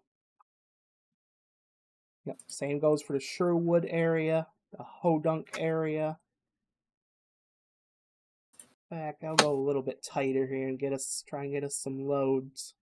If you're near the Linderley Road area, the Butts Road area, the Burr Oak Road area, and that is heading towards Colin Road, Madison Lake Road. It looks like Cove Road. If you're in any of these areas I am mentioning, M86, you need to be taking your tornado shelter right now. Newest scan coming in, it's heading into the Mattison area as I speak. So, again, I need you taking your tornado precautions if you're in the tornado warning polygon. That is this red polygon here. That is a tornado warning. I need you taking shelter right now. We're going to take a look at the debris tracker. Okay, that may very well be something there to the southwest of Madison. I will the reflectivity. Yeah, if you're in Madison, however you say it, you need to be in a safe place right now. Yep. Safe place now. That is potentially a tornado on the ground. They're near the Mattison area. They're in western Branch County. It looks like. So again, yeah, that is likely tornado debris being lofted. They're near the Mattison area, heading right over the M86 corridor as I speak. I will go ahead and circle what we're talking about here. That is your likely potential tornado debris being lofted into the radar beam. Now, that could be tree limbs. That could be, hopefully not, but parts of buildings or tree leaves or something like that. But that when we get that into the radar signal, that's generally a sign we might have something on the ground here. So if you're near the Wattles Road area, Babcock Road, and Klein Road, looks like Athens Road, I think. Athens, what did I delete that? Yep, Athens Road, the Farrand Road area. You need to be taking cover right now. Eventually, Sherwood. It does look like it might pass maybe a hair to your east, but of course, least regret, do be in shelter.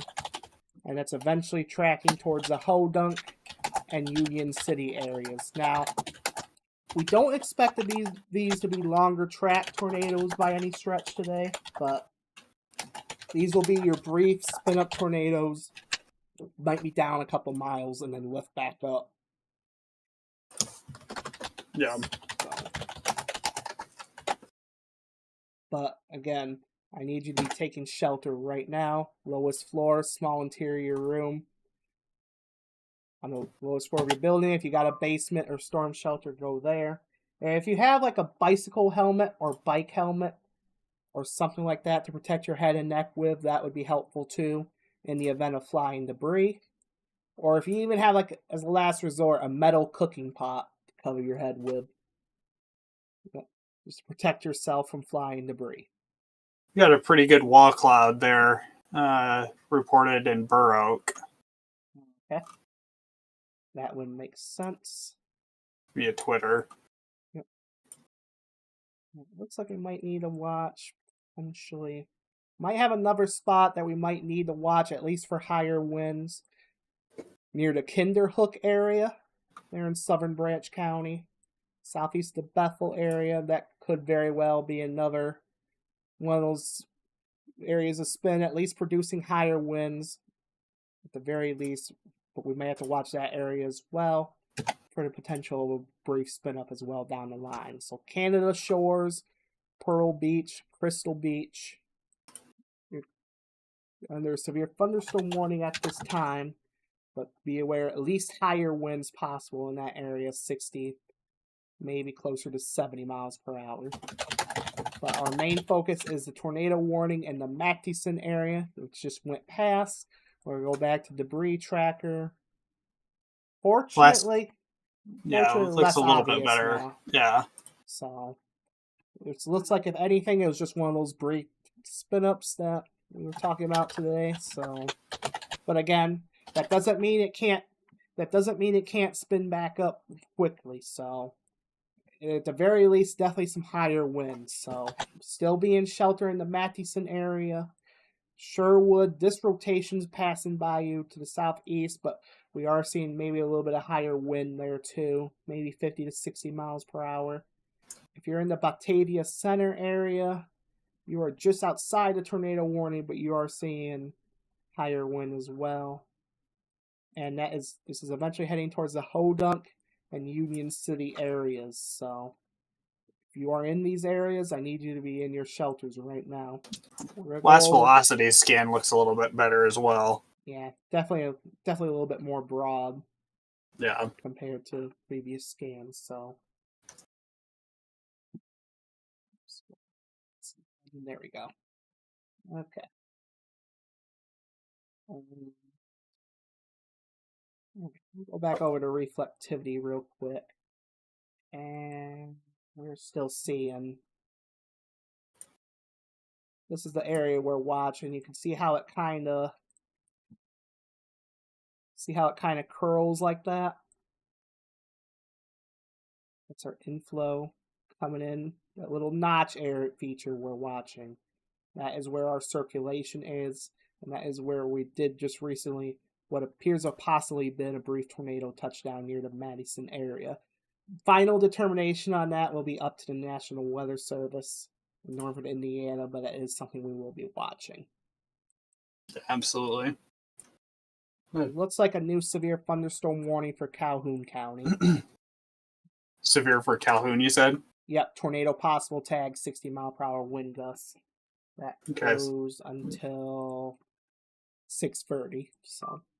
Yeah, so the storm that's prompting the tornado warning in Branch County is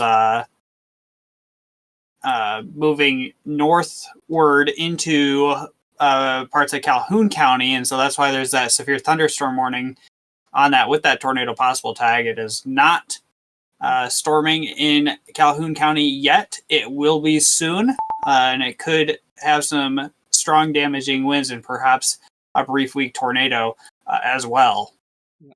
So if you're in Battle Creek, the Athens area, the Tecumseh area, Homer area, Albion area, the Marshall area, and heading towards the Marengo and Springport areas. Springport, you are just outside the area. Oh, here we go, the Walnut Point area, the Penfield area, and towards the Rice Creek, Albion Landing, and Duck Lake areas. You are under a severe thunderstorm warning until 6:30 for the potential 60 mile per hour wind gusts and maybe the potential for a brief spin up tornado. So definitely time to get inside, preferably in an interior room away from windows. They're continuing the tornado warning for Branch County until 6 o'clock. Severe They just thunderstorm. trimmed it off a little bit. Yep. Severe thunderstorm capable of producing a tornado near Union City or 8 miles northwest of Coldwater that continues to move off to the northeast at 50 miles per hour. And we are also watching this other area of at least some higher wind there in southeastern Branch County, just past the Kinderhook area, heading into the Canada shores, Pearl and Crystal Beach area, the Algonquin area, the California area, not the state, the City. little town there, Little California. village, yep. And the Fisher area, and eventually towards Quincy as well. Coldwater area, it does look like you're going to have some higher winds within the next few minutes. And we are still watching our rotation that luckily seems to be broadening out at this time. Maybe another little bit of a CC drop there, but I think it's really just a little bit of difference in reflectivity because it doesn't really correlate to the velocity very well. So yeah, I agree with that. Just popping over here. Yeah, doesn't really line up with the rotational signature. So no.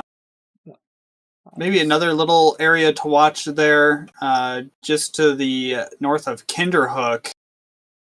Yep. Could be trying to do the same thing. Yep. Heading over to Crystal Beach area now. Yep. Velocity again.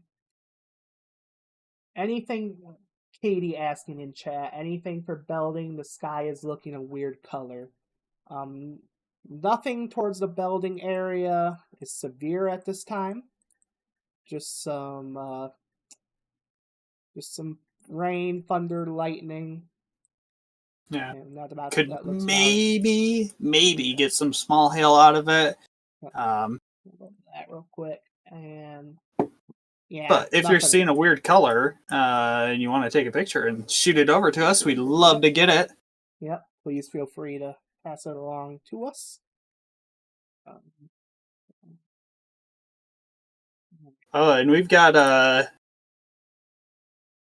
standby. We've got a report via a member of Twitter from Eric Fox on Twitter. He's got a picture posted near Wheatfield, near I-96 of potentially a multi-vortex tornado that was at 5:30, so about 10 minutes ago. Where was this at? Wheatfield near I-96. Okay. So that might have been from our earlier storm up there along 96 in Ingham County. You were saying Wheatfield? Yep, Wheatfield.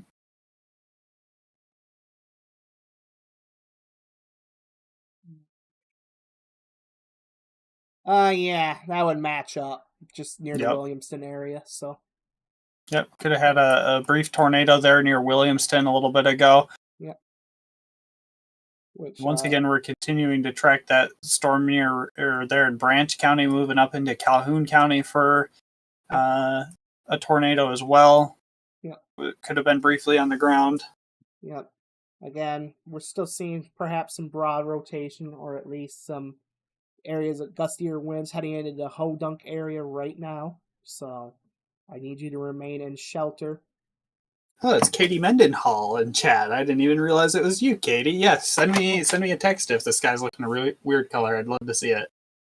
All right, so taking a look quickly further north at special weather statement. Perhaps a little bit of weak rotation near the Kendall area. That is moving out of Van Buren County and Allegan County. Nothing imminently tornadic like what's going on in Branch or what we've seen earlier in Branch County, but just something we're watching. At least some gustier winds again, up to 40 miles per hour will be possible with that. Yeah. But the main focus is definitely on the tornado warning in Branch County. And in the Calhoun County, you're not under a tornado warning yet, but you are under a severe thunderstorm warning with a tornado possible tag. So again, if you're in the Athens area, you're likely seeing some gustier winds at this point with the heavier rain. Union City, heading in their area. The Concha area, that'll be on your doorstep in the next few minutes. And same for the Girard area, at least some gustier winds. We're going to go one more time to correlation coefficient. Nothing obvious there, which is good news after earlier. So no immediate indications of a tornado on the ground. But it appears we might have had one spin up earlier, and it can easily spin up again. So still remain in your shelter. In the Mattison area, you're still under a tornado warning. Remain in your shelter for just a few more minutes, but the storm has passed you. Just still, as a course of race regret, you're still under a tornado warning. Remain in your shelters at least for the next few more minutes. In fact, they just took the Madison area out of it. So Madison area, you are all clear from the tornado warning. The Union City area, you are all clear from the tornado warning. You are still seeing likely some gusty straight line winds at the very least. So it's mainly the Hodunk area we are focusing on right now and near Girard for still the potential of a spin up tornado. Velocity. Definitely some broader rotation still near the Hodunk area that could at least be producing some enhanced damaging wind potential, if not a brief spin up tornado.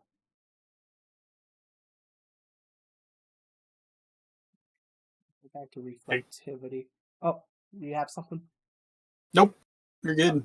Okay. Sorry, I thought I was muted there. Nope, you're good. Okay. So, again, the Hodunk area there in Branch County, do remain in your shelters as this storm pushes through. I'm going to take one more look actually at our spot we were watching earlier. Southeastern branch, and that fortunately doesn't look as impressive now, so still at least probably some straight line winds there, maybe 50, maybe at least 40 to 50, maybe up to 60 in isolated spots there. Yeah. Again, if you're near Wheatfield or Williamston, along I-96 there, where that earlier severe thunderstorm warning did have a report of what could have been a tornado in that area. So if you've got any damage, please let us know. If you're in Branch County and you've got any damage, please let us know, especially near the Mattson or Matson area, where that potential correlation coefficient signature was at, debris signature was at. Let us know. We'd be very interested in that. Do let us know. So, as this begins to push out of Branch County over the next few minutes, it will be pushing into Calhoun County. It already is in southwestern portions of Calhoun County, but it will be approaching the Concha area over the next few minutes, eventually towards Homer, and down the line, the I-94 corridor, so Battle Creek, Marshall, the Marengo area, Albion, and eventually in the northern parts of the county. All right, if you are in St. Joseph County, eastern St. Joseph County, you have been dropped from the severe thunderstorm warning. So an all clear for St. Joseph County for severe weather potential, at least with this storm. Still some rain, maybe a few lightning strikes from time to time, but the severe weather threat is done for the St. Joseph County area. Your Branch County, in fact, if you're in southwestern portions of Branch County, so like the Bronson area, the Mattison area, the Jolene area, you have been dropped from the severe thunderstorm warning as well. So, all clear for southwestern Branch County. The rest of Branch County, including the Kinderhook, Coldwater areas, up towards Union City and Girard. This is outside of the tornado warning, but you still could be seeing straight line winds up to 60 miles per hour in that area. If you take a look, Jacob, if you take a look at the Grand Rapids radar site velocity for that Girard Union City storm, it is showing perhaps some broad rotation up in higher levels still. So that storm is continuing to rotate there. We'll need to continue to keep an eye on that. Yeah, we'll be continuing to watch this as it moves there into southern Calhoun County. This is a bit higher up, but definitely, at least some weak rotation up in the mid to upper levels. So something we will be continuing to monitor. Let's go back over to this is from the Northern Indiana radar. They're in North Webster, Indiana. Still, again, some broad rotation. This is a little bit lower scan. Does appear to be still some broad rotation near County Line Drive. County Line Drive is passing over the Hayner Road area, the Bell Road area. Molly is saying that it's pronounced Madison. So Madison. That's thank you so Madison. much. Thank you. We appreciate it. Yep. Just all these little towns, it gets a little difficult for us. So Looks like we've got a new special weather statement for Eaton County and Berry County, as well as parts of Ionia County. it's likely For wind gusts up to 50 miles an hour. Yep. And extremely obvious on velocity, but it doesn't mean it isn't happening. Maybe.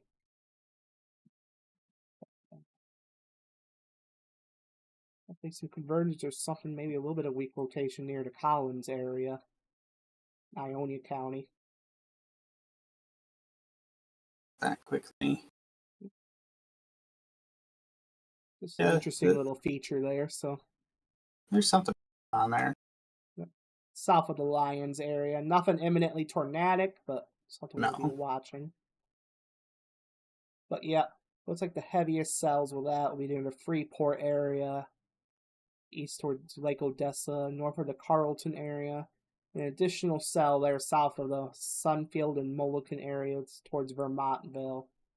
Again, these are for the potential of 50 mile per hour wind gusts. That's radar indicated. These are moving to the north at 20 miles per hour. Again, it's these individual cells that are moving slower than the main line. So eventually the line will catch up to it and kind of cut them off. So it's something we'll be watching in the short term. Hey. Hello. All right. Back to tornado warning.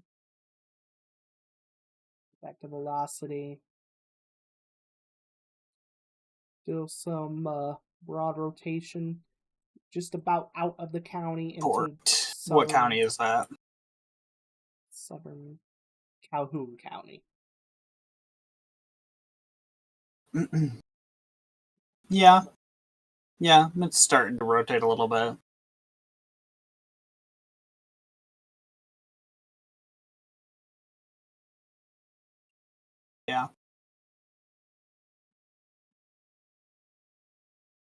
Yeah, there's a lot of little spin ups like that we're watching. Okay, bye. All right, so what you got there, Jonah? What was that? Sorry. Yeah, was just wondering what you got there. I know you were communicating, so. Oh yeah, sorry. Could you guys hear me? Yeah. Oh, that's awkward. I hit the mute button on my mic. It didn't work that time. Anyway, Owen was just contacting me about the Freeport cell in Ionia there. A little bit of broad rotation, like we were saying. And then there's a cell over near Plainwell there that is rotating a little bit as well, or trying to rotate. So yeah, we're watching all those areas really closely. Again, nothing imminently tornadic with any of this, but they did cancel that tornado warning. Okay. That's good news. Yep, that tornado warning is coming off the board now for that little section of Branch County. The severe thunderstorm warning does continue though for Calhoun County, and we are watching this line of storms as it continues to move off to the northeast. We are still seeing perhaps a little bit of broad rotation there near the Concha area. Nothing on the correlation, nothing on debris, so that is good news. So that tornado warning should fall off the system here in the next few minutes for Branch County. The tornado warning there for that little section north of Branch County is off the board. We'll go back over to reflectivity. Perhaps do a quick general reset of everything real quick. So our main show we are watching is this line of strong to severe thunderstorms that currently extends from near the Allegan area through the Plainwell area. This section is not severe. Our severe, although it is still producing some gusty winds up to 40 miles per hour. Our severe section of this line, at least so far, extends from the Battle Creek area down through the Teconcha area and down into the Quincy area of Branch County. And it looks like a new special weather statement, in fact, has been issued for eastern portions of Branch County and the northwestern half, we'll say, of a little bit more than half of Hillsdale County, and that is for wind gusts up to 50 to 55 miles per hour. That, again, is just under the severe threshold, so... Yeah. The one thing that does tell me is that the Weather Service agrees that this line is weak, at least for the time. At least for the short term, anyway, that is a sign that this line might be backing off just a little bit. Not fully off the gas, but... And again, really, if you're west of 131 at this point, with maybe the exception of Allegan County, you guys are pretty much in the clear at this point. Taking a look at this, yeah, nothing really impressive out of that at this time. Nothing more than maybe rain. Maybe some convergence there near the south of the Bridgeton area, but nothing extremely concerning to me. But yeah, this is probably not going to be much more than heavy downpours, maybe some lightning. I can't 100% rule out, although the chance of that is on the very low end. Maybe some small hail at the worst, but nothing close to the severe threshold of this activity. We are monitoring these couple special weather statements. One for this activity heading out of Berry and Eaton, northeastern Berry and northwestern Eaton counties into Ionia County.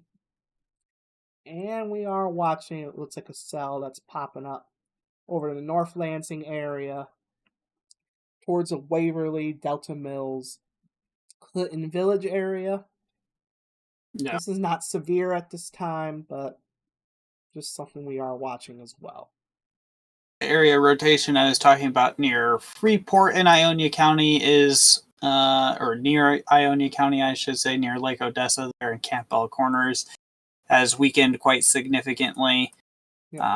And that Allegan County storm that's approaching the Otsego and Plainwell areas is generally not doing anything either, so we're doing pretty all right at the moment. I do have a couple of severe thunderstorm warnings in effect for Calhoun and Branch counties, but I think that line is weakening just a little bit, at least for the short term.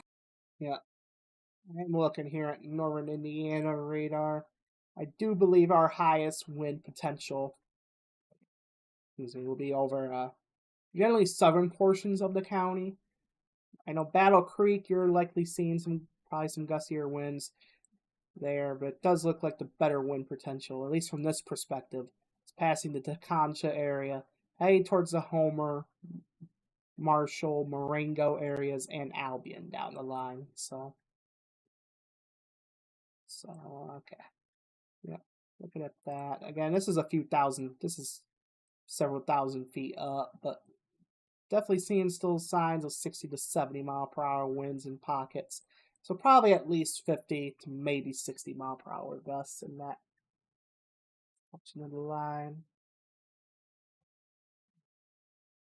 they did go ahead and drop, it does look like, southwestern portions of the county from the severe thunderstorm warning. So that's going to be the Athens area, the Burlington area. The storm is passing you. You're out of the severe thunderstorm warning. The Pine Creek, East Roy area, the Joppa area, West Roy area. You are outside of the severe thunderstorm warning now. If you're in the Battle Creek area, you do remain under severe thunderstorm warning. And so does the Tecumseh area, Homer area, Marshall. You're in the I-69 corridor along an I-94 area in Calhoun County. I wouldn't, honestly, if you can, unless you have to be out, absolutely have to if you're call out in it, maybe just let this pass through. Just with the very gusty, damaging winds and heavier rainfall, that's not really the best time to drive through there. So if you can avoid it, I'll just hold off until we can get these storms through the area. All right. Just looking through. Okay. It looks like Grand Rapids has dropped the lakeshore areas. I should say the near waters of the lakeshore from South Haven to Holland and St. Joseph to St. Joseph to South Haven. Excuse me. They have dropped those near shore waters from the severe thunderstorm watch. So very good. Yep. Starting to trim stuff off here. Yep. I should clarify that the Allegan County and Van Buren County, the land areas remain under the severe thunderstorm watch at this time. It's just the near shore waters that they're dropping off, but definitely a sign of things to come here over the next little while as this activity continues to work its way through the area.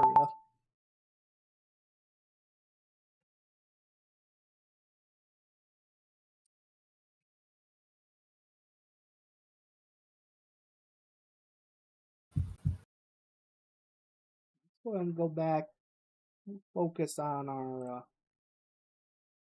the Hillsdale area. You do remain under a special weather statement for 50 wind gusts up to 50 to 55 miles per hour. We'll go over the velocity real quick and take a look at that. And definitely just looks like mainly wind at this point. Nothing really stands out to me other than that. Maybe 50 to 60 mile per hour wind gusts, albeit at several thousand feet up, being indicated, and especially northwestern portions of the county. But that is, again, several thousand feet up, about 5,000, so 5,000 feet. So not all that's necessarily reaching the surface, but definitely probably 40 to 50, if not 55 in isolated spots as the portion of the line of storms continues to work through. Our highest winds continue to be indicated, at least higher up in southern portions of Calhoun County.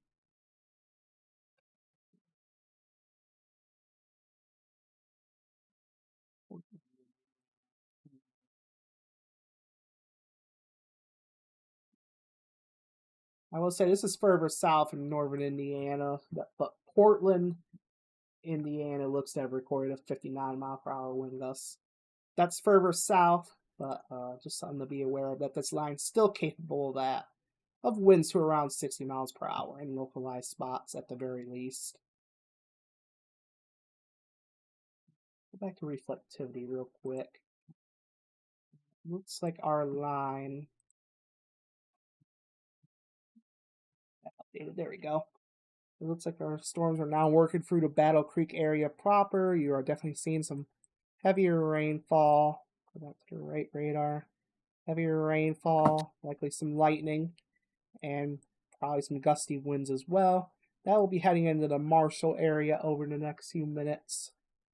And the Homer area also over the next few minutes. Eventually towards the Marengo and Albion areas.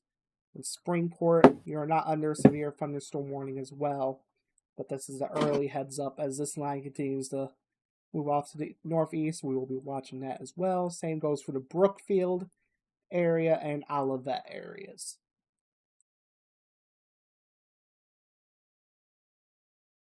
We'll go ahead and do a quick general reset of everything.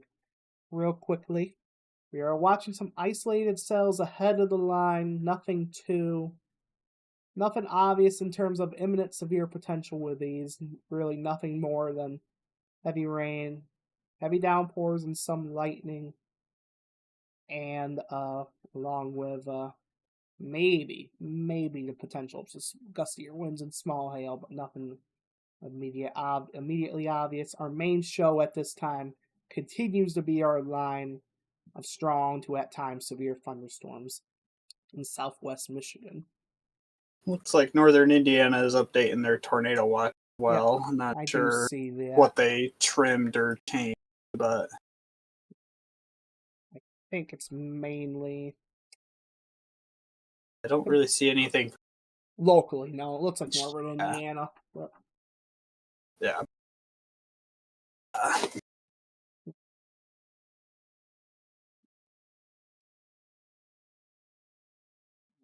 as these storms do move through, if you have any pictures to share with us, or if you have a damage report or a wind gust report or something like that, please do feel free to share that with us.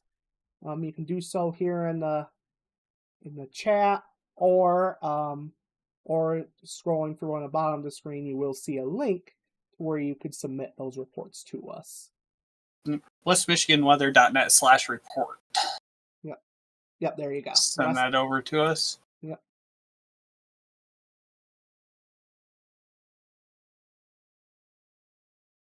And also scrolling through that, if you wish to donate to help support our operations here at West Michigan Weather, we do welcome that as well. Totally optional. You can do that at westmichiganweather.net/donate. Yep. So definitely not required at all, but just Yep. Our website's westmichiganweather.net. If you've got a report, the link is /report. And then if you've got a like to donate and totally optional, you link for that is /donate. Jordan in chat is asking if the storm is weakening for Flint. I'll be honest with you, at least in the short term, these storms might be on a little bit of a weakening trend, but I don't want you letting your guard completely down at this time, as they could still easily produce pockets of strong, possibly damaging wind gusts, and we still cannot fully rule out the potential of a brief tornado as well. But overall, yes, especially the further north you go, this line does appear to be on a weakening trend. So again, stay weather aware. We are watching it, but honestly, if you're especially the further north you go with this line, it does look to be on a little bit of a weakening trend, which is good news, of course. So. Also asking about Marshall, Michigan. Give Marshall just a little bit longer. Those stronger winds are just starting to work their way into the Marshall area there in Calhoun County. Yep. So just give it a couple of more minutes there in Marshall. Yeah. These storms are still moving relatively quickly at, according to this update, 50 miles per hour. So it won't be over the area terribly long, but just give us the next, we'll say 10 to 20 minutes at the very least, and let it work through. We are looking for the northern Indiana radar. I think that's giving us just a slightly better idea of wind potential than the Grand Rapids radar. But it's storming up here at West Michigan Weather headquarters as well now. Heard some thunder out the window. Yep. All right, so taking a look at velocity real quick. This is higher up, so not all of this is reaching the ground. I'm still seeing pockets of 50 to 60 mile. I say that there's a 70 mile per hour pixel, but we'll say 50 to 70 miles per hour. This is higher up in the storm at around 5, approaching 6,000 feet, but still the potential for at least 50 to 60 mile per hour wind gusts in spots. as it continues to move through Calhoun County. That is pushing through the Marshall area right now, heading towards the Marengo and Albion areas over the next few minutes. Springport, this again, an early heads up, no warning in effect at this time, but just be aware of at least potential for some gustier winds. As that moves in, Brookfield area, Olivet areas as well.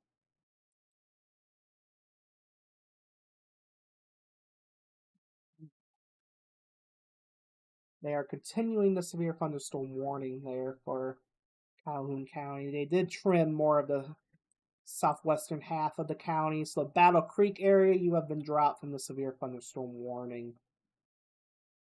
And so Battle Creek area, you are out. Bentley's Quarters area, you are out. To Concha, you are out.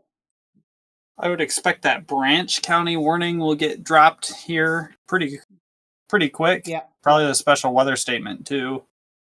The severe thunderstorm warning for Branch County, that storm is out of the county for the most part in Branch, so I would agree that the severe thunderstorm warning should be dropping off the screen here relatively soon. In fact, that expires in about 5 minutes, so Yeah, they might just let it expire.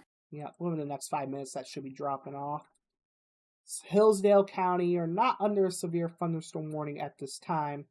You are under a special weather statement for the potential of 50 to 55 mile per hour winds. That is moving into the Jonesville area, the Hillsdale area within the next couple of minutes, if not right now.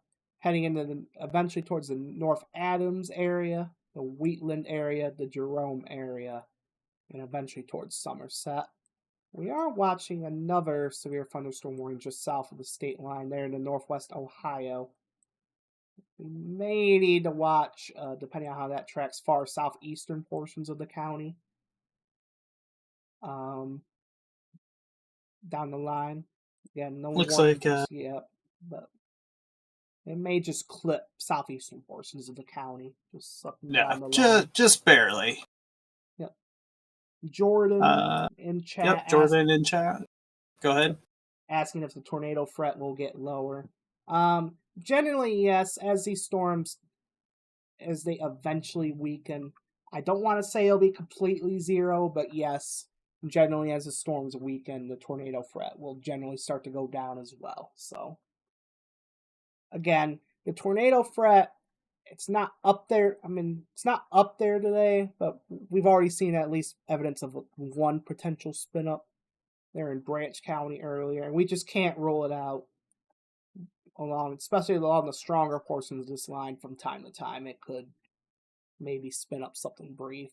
And it sounds like possibly, even with the cells out ahead at Ingham County earlier, there possibly may have been a brief spin up as well, just with that cells out ahead of it. But overall, yes, the tornado threat with time as these storms eventually will start to weaken. Yes, the tornado threat will go down.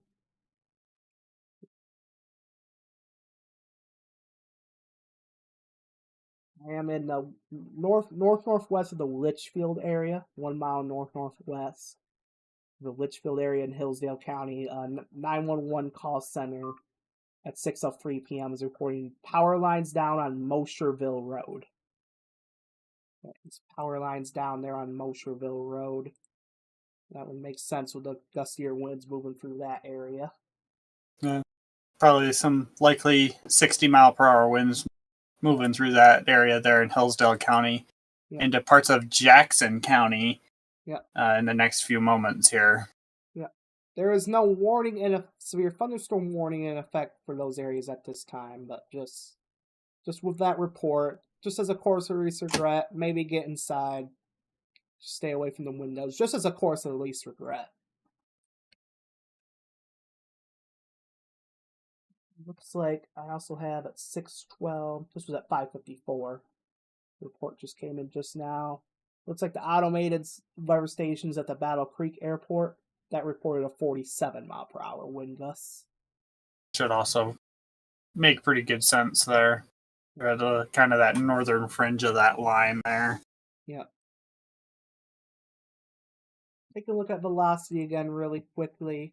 Our highest winds, at least this is from the northern Indiana perspective, doing a little bit better job of showing the higher winds, albeit higher up than the Grand Rapids radar, but still showing pockets of 50 to 65 mile per hour winds. There we go. There's another special weather statement. So that's Yeah. going to be for Eaton, Ingham, and Jackson. Yep. That's going to include the Olivet areas, the Charlotte area, Eaton Rapids, Onondaga, Spring Arbor, Jackson, Leone, and Waterville Village. I'll zoom in a little bit more. That takes us to the Potterville, Diamonddale, Holt, Leslie, Dansville, and Stockbridge areas. It also does include the southern and southwestern portions of the city of Lansing as well. And this is for winds up to 50 miles per hour with this line. So again, another sign that at least Grand Rapids might be seeming to think this line might be backing off just a little bit. So something we'll still be watching, but hopefully a good sign as these storms continue to work their way through.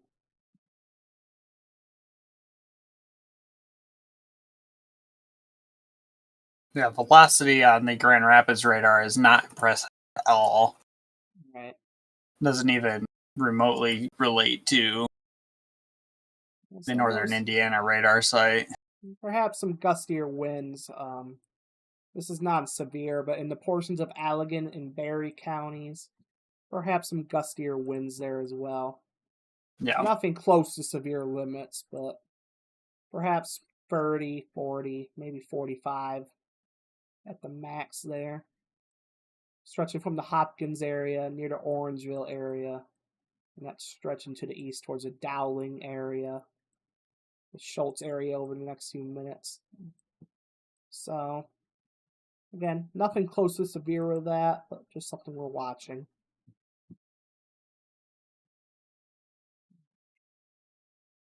We do continue with a severe thunderstorm warning for roughly the northeastern half of Calhoun County, including the Marshall and Albion areas, the Marengo areas, towards the Walnut Point and Rice Creek area, Lee Center, the Duck Lake area, and Albion Landing. You remain under a severe thunderstorm warning. Same goes for the Penfield area. And this is still for the potential of 60 mile per hour wind gusts. And it's still maintaining a tornado possible tag, but we're not really seeing anything that urgently screams tornado to mean mainly the damaging straight line winds. So, yeah. See one more time. Yeah, not really. Mainly just gusty wind at this point.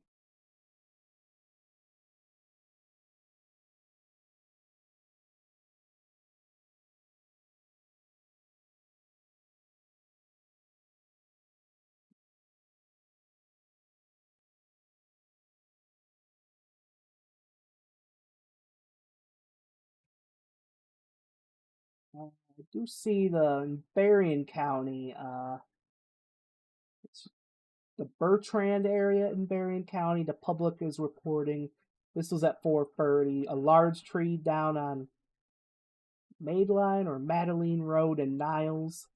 Times estimated via radar. So okay, 100%.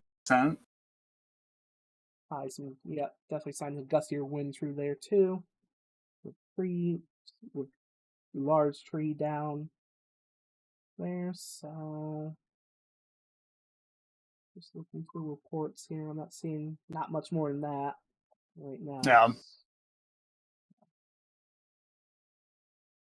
So again, about what we expected, generally confined to the I-94 corridor in terms of our greatest severe potential. That's where we've gotten our three biggest reports or indications, with the exception of Ingham County earlier. There's been a photo of multi-vortex tornadoes sent by Twitter, but of course the weather service will have to verify that. So yeah,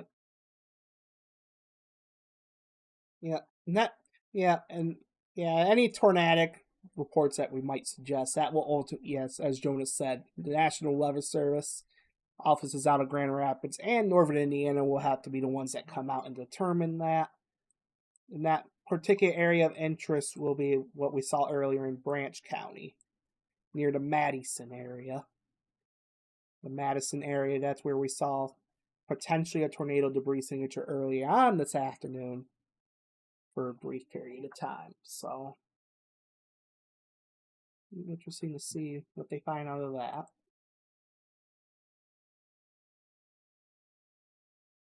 All right. It looks like our Marshall area, this storm is now moving out of your area. Just remain inside for a few more minutes. Let this work its way through. But it looks like the strongest part of the storm is now past your area. It's pushing through the Really, really, if you're in that area, I mean, when we compare the velocities of the Grand Rapids radar site, which at this point is closer, and the Northern Indiana radar site, the velocities closer to the ground are really they're not at all that about impressive. 20 miles an hour tops, maybe 30. And the Northern Indiana radar site still does show some elevated winds at about probably 8,000 feet at this point above the surface that are closer to that 60 mile an hour mark. But this line is overall starting to lose its punch. The reflectivity gradient's getting a little bit less put together, and it's becoming a little bit more messy out in front of it as well. I got rain showers out ahead of it now that are going to be eating the energy it's been using. So this shouldn't be going on for too much longer. Checking out this cell near Grand Ledge. Don't see anything too obvious with it, but definitely some lightning, some heavy downpours. Nothing obvious to me on velocity though. So Yep. Just those cells that are kind of get out ahead of the line. We sometimes have to watch, but don't see anything too urgent with that one. So, and even then, it looks like that's starting to get absorbed too. So, yeah. And again, once again, if you guys have damage reports, hail reports, flooding reports, anything like that, head over to westmichiganweather.net/report and let us know, or you can leave it in the comment of the stream, the comment section of the stream, and we will we'll take a look at it. Sure.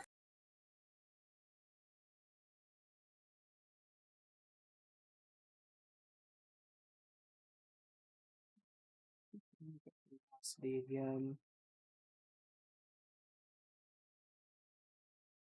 Definitely still some gustier winds, perhaps not severe, between near the Wayland areas in Allegan County, east towards the Hastings area, heading towards Middleville. There in Berry County, it's over to Berry State Game area, and I think further into Berry County, perhaps a little bit of weak rotation there near the Dowling area. Again, nothing super significant, but just something we are paying attention to. Perhaps a little bit of broad rotation there. I think further south, yeah, nothing really. It looks like they did issue a new severe thunderstorm warning for Jackson and Ingam counties. This is on the eastern fringe of our coverage area. Severe thunderstorm warning for Jackson and Ingam counties until 7:15 p.m. for 60-mile-per-hour wind gusts, and they are maintained. And they did put on a tornado possible tag for this as well. So if you're in the Spring Arbor area, the Jackson area, the Leone area, Napoleon, heading towards the Tompkins area, Springport, Onondaga, Leslie, Stockbridge, Dansville, Williamston, and Weberville. Once again, you are under a new severe thunderstorm warning, this time for the line of storms, as it continues to work into the area. So, yeah. So again, the Northern Indiana radar site is showing velocities well over 70 miles an hour. But again, that's going to be above 1,000 at this point. Take a look but well, here's Detroit radar. That's yeah. Yep. Detroit radar is painting a similar picture. Yeah, I am seeing. Do certainly understand why they're opting to continue that warning, but This Grand Rapids radar is just not all that impressive. But no, it might be. It's looking through a lot of precipitation though, so yeah, it might be struggling. Yeah, that's a good point there. So it could just be where the beam is. It's kind of hard for it to see. Yeah. Where the stronger winds are there. But again, if you're in the Spring Arbor area, the Hanover area, towards the Springport area, you are likely seeing a potential for gustier winds, maybe up to 60 miles per hour. And we are still watching, again, for the potential of a brief spin-up tornado, which I do have an area of potential interest there, southeast of Springport. I'll highlight here, right in here. Heading towards the Minards Mill area, the Tompkins area, Rives Junction and Berryville. Eventually towards Leslie, potentially as well. It looks like they are putting out a new MCD for the Severe Thunderstorm Watch. That area of velocity doesn't look super concerning, but of course we are keep looking an eye on that. We are looking higher up too, so. So the new mesoscale discussion does contain some good news. Peak tornado intensity has gone down to 85 miles per hour, or 95 miles per hour. Peak wind gusts has also gone down to 55 to 70 miles an hour, and peak hail size has also gone down to less than 1 1/4 inch diameter. So that would be less. That would be a $half size at the maximum, but even then, I haven't seen any hail reports. No, not at all. Summary: severe gusts should continue with an ongoing mature MCS for several more hours. Few instances of marginally severe hail and perhaps a tornado also possible. And really, they're really highlighting for that potential south of our area, but of course, we're included a little bit. Let me see if I can get that. Discussions. Okay, yeah, it does look like it's going to be for pretty much a 127 corridor for the most part, and then that's going to take it out of our area and as it heads into southeast lower. So yeah, so wrapping up anything related to West Michigan here shortly. Yeah. So we're still watching. This is not severe at this time. We are still watching this section of the line between Wayland towards the Irving area, towards the Hastings area. This is not severe at this time,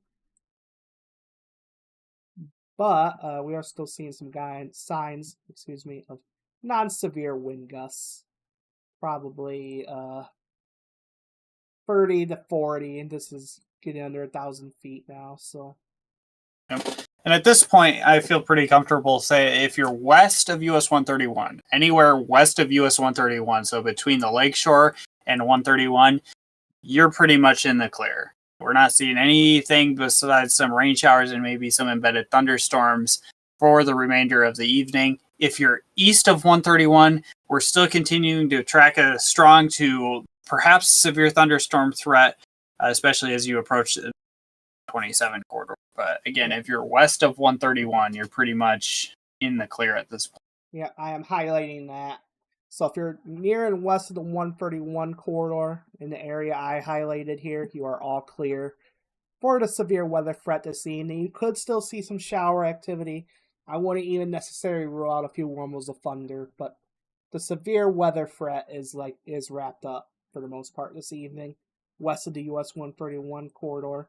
And even once you get east of the 131 corridor, as obviously it's not fully zero yet, but eventually this line will be pushing out of the area and become more of a southeast Michigan thing to deal with. So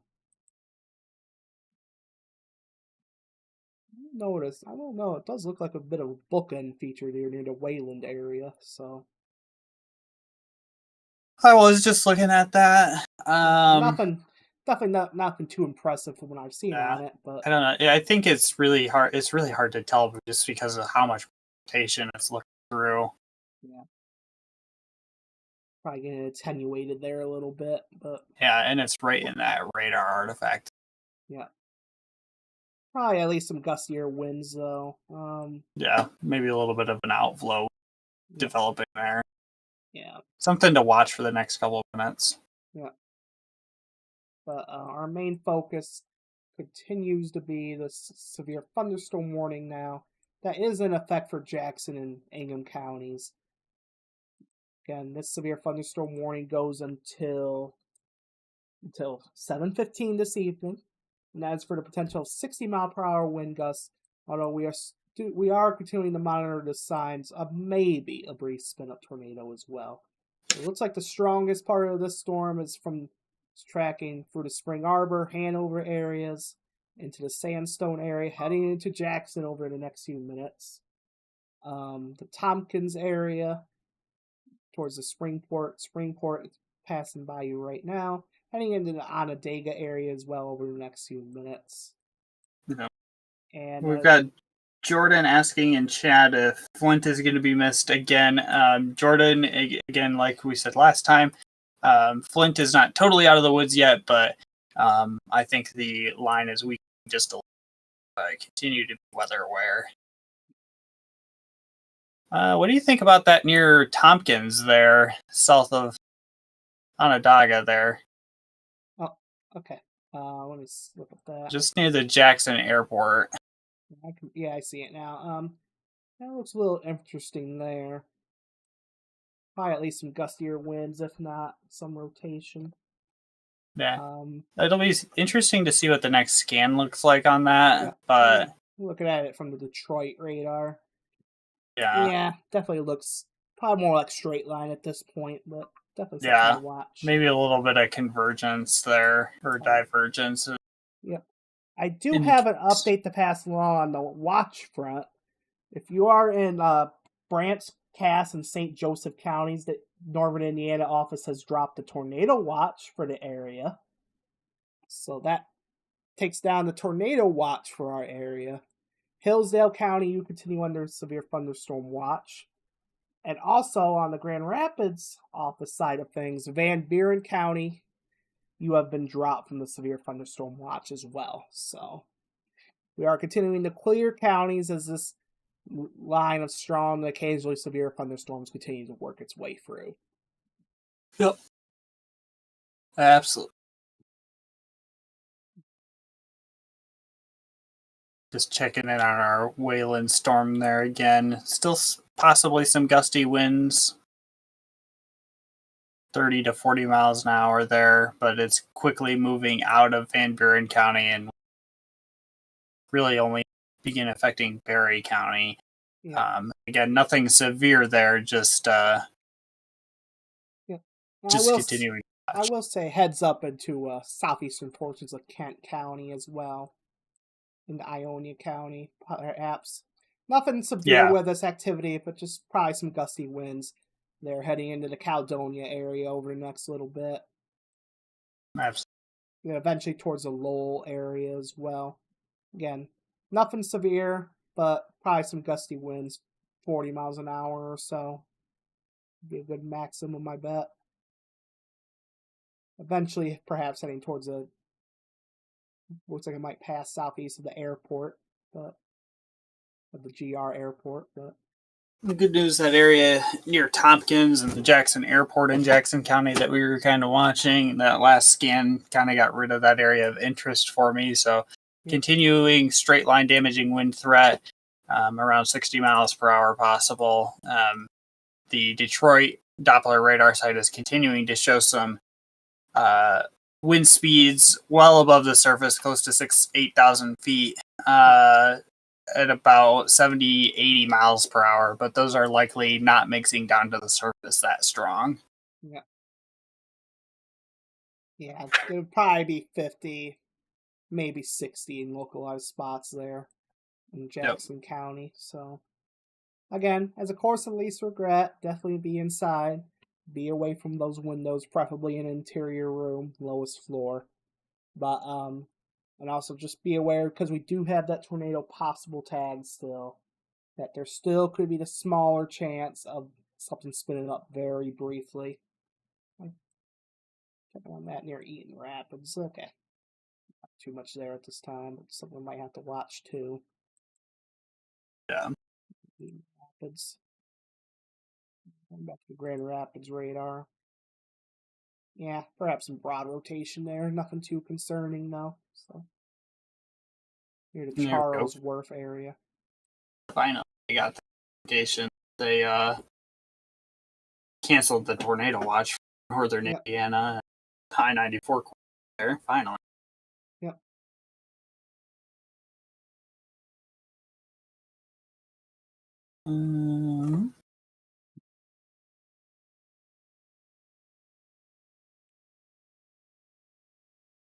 So we'll do a quick reset of the overall situation real quickly. We are continuing to watch a line of strong to severe thunderstorms continuing to work its way now through the southeastern portions of our coverage area. The severe thunderstorm warning continues for Jackson and the southeastern half of Ingham counties, and that goes through until 7:15 p.m. for potential 60-mile-per-hour wind gusts, along with the potential of a brief spin-up tornado.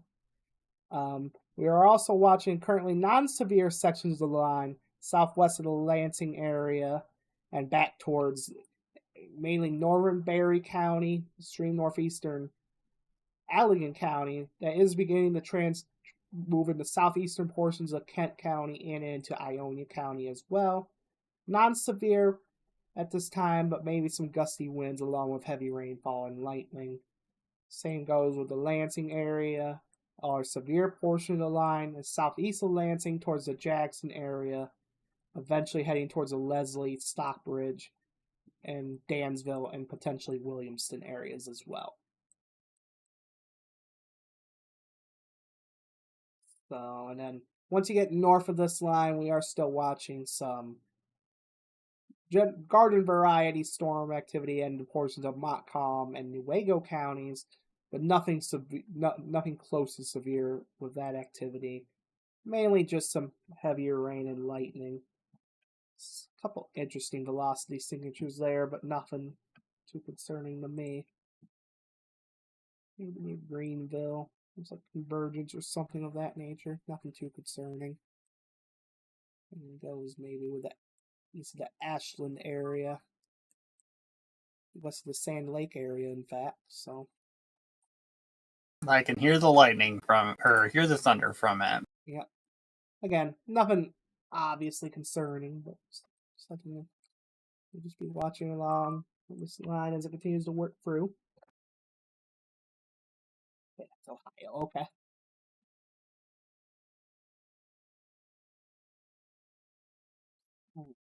So, one thing I will show real quick, I have to show precipitation.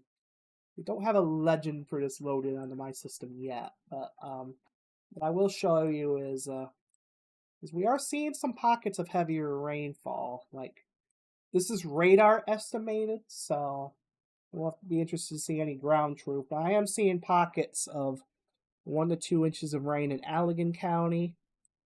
And the same goes back towards Calhoun, back through where we had the line track through into Cass and St. Joseph counties.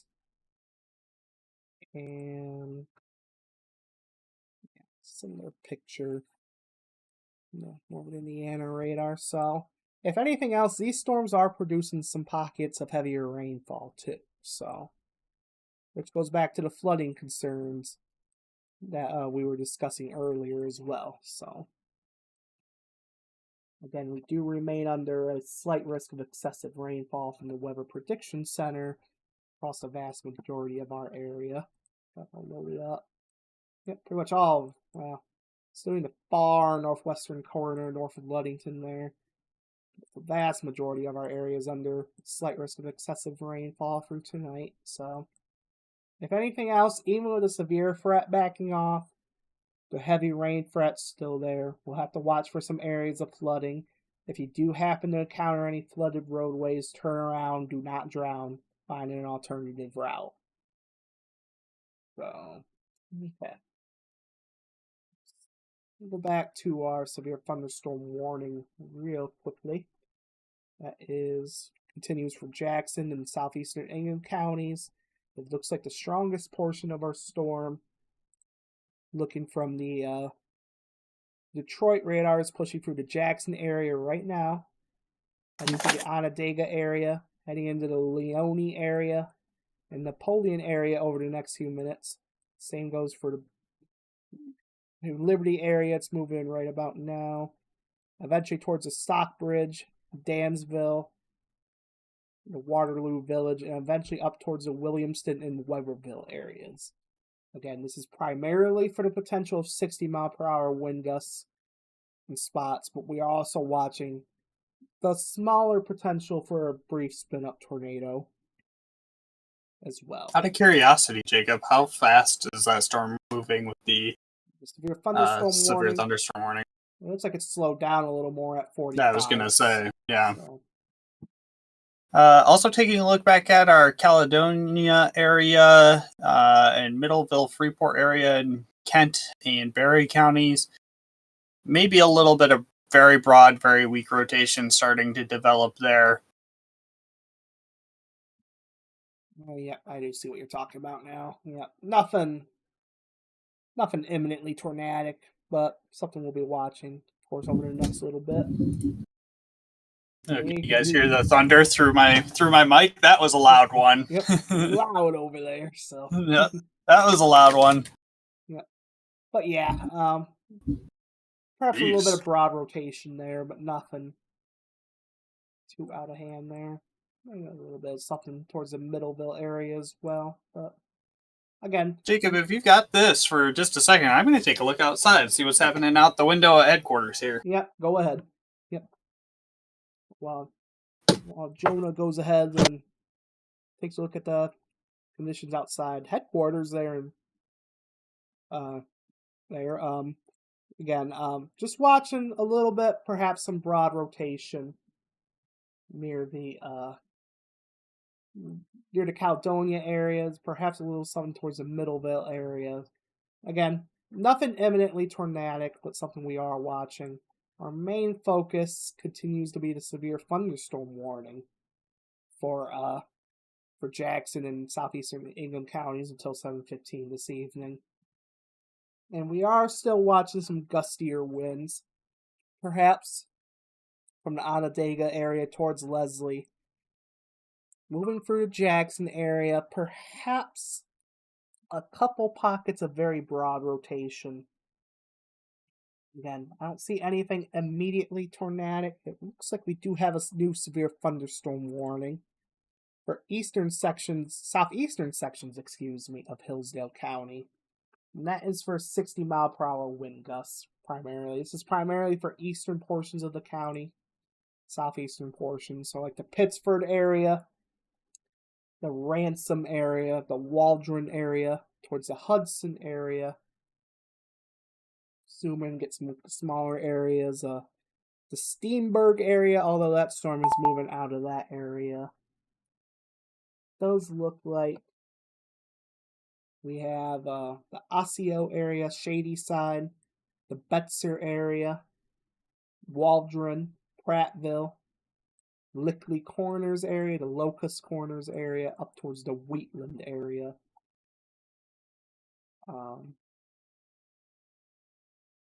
Perhaps that's what they were talking about earlier too. Wheatland and Hillsdale County are under a severe thunderstorm warning.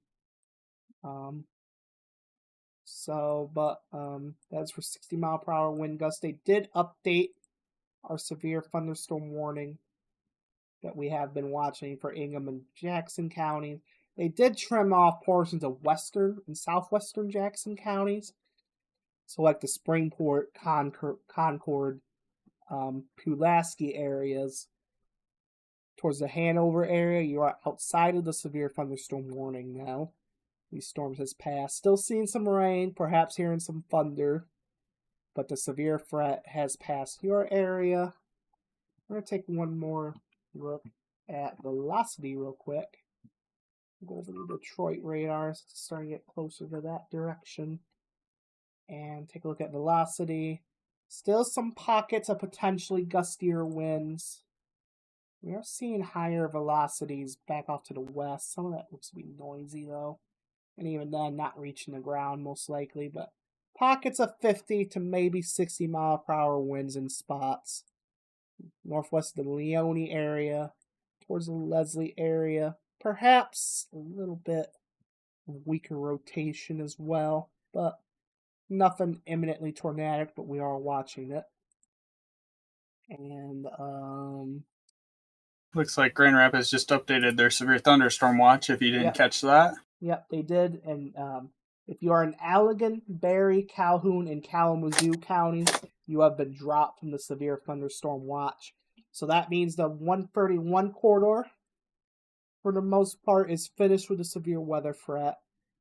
For the most part, we are still watching the 69 corridors, 96 corridors towards the Lansing area, and the 127 corridors for potential severe weather over the next couple of hours. Although I think we'll be wrapping this up over the next couple of hours as this line continues to move off to the east. We do continue with the severe thunderstorm warning for Ingam and Jackson counties for potential 60 mile per hour winds, and we are still watching the potential of a brief spin up tornado as well. We are also monitoring the severe thunderstorm warning for southeastern Hillsdale County, primarily for the potential 60 mile per hour wind gusts. And that warning goes through until 7:30. Taking a look again at our non-severe section of the line, heading into southern Kent County and the Ionia counties now. A little velocity real quick, and yeah, nothing real impressive there. Some gusty winds, if anything, maybe 30 to 40 at the max. yeah. I mean, realistically, as soon as these severe thunderstorm warnings get dropped as the storms move out of the area, we could probably wrap up and scale back coverage. So, yep. Of course, we'll continue to message on social media as needed, but these are really starting to. These are starting to not only weaken the further north you go, but it's also beginning to get out of the area, which we do have severe thunderstorm warnings. This is outside of our coverage area, but we'll provide a quick heads up for Livingston, Washtenaw, and Winnetley counties. We do have severe thunderstorm warnings as well. I know that's outside of our coverage area, but on the off chance we do have people viewing from those areas, we do have severe thunderstorm warnings out for those areas, primarily for the potential 60 mile per hour wind gusts. A couple interesting features. Something there north of Rapids, towards south of the Lansing area. Nothing imminent, but something we are watching. On rotate, maybe some weak rotation front.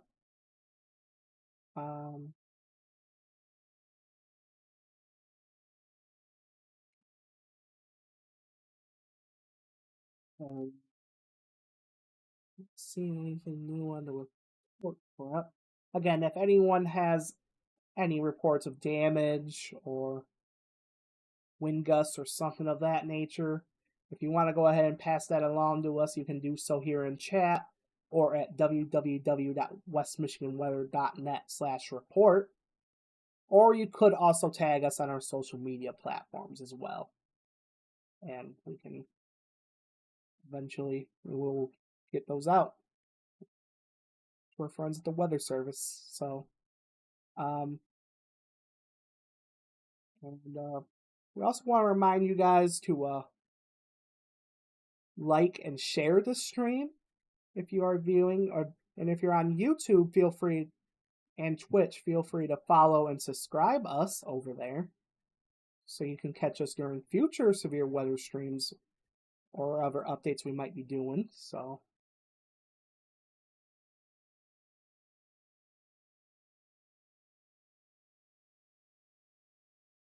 Yep, subscribe to us on YouTube if you're watching there. More look at our situation in Ingam and Jackson counties, mainly gusty winds. I am watching Well, perhaps an area of rotation may be developing east of the Leslie area, towards the Wheel Inn Campground area, the Dansville State Game area towards Fitchburg, perhaps an area of at least enhanced wind, if not some rotation, that might be trying to develop there. East of the Leslie area. Take a look at reflectivity real quick. But yeah, nothing too interesting to know on reflectivity, but we are watching perhaps some rotation that might be attempting to develop there. Again, if not tornadic, at least maybe some area of enhanced winds. And this is from the Detroit radar over there in White Lake that we are looking at.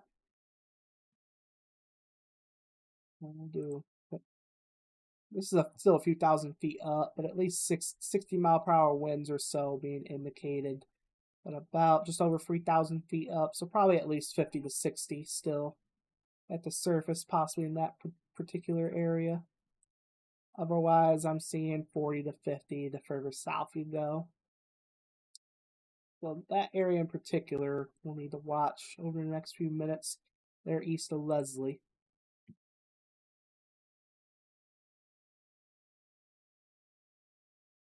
Jordan, we appreciate that. That's what we try to do here. So.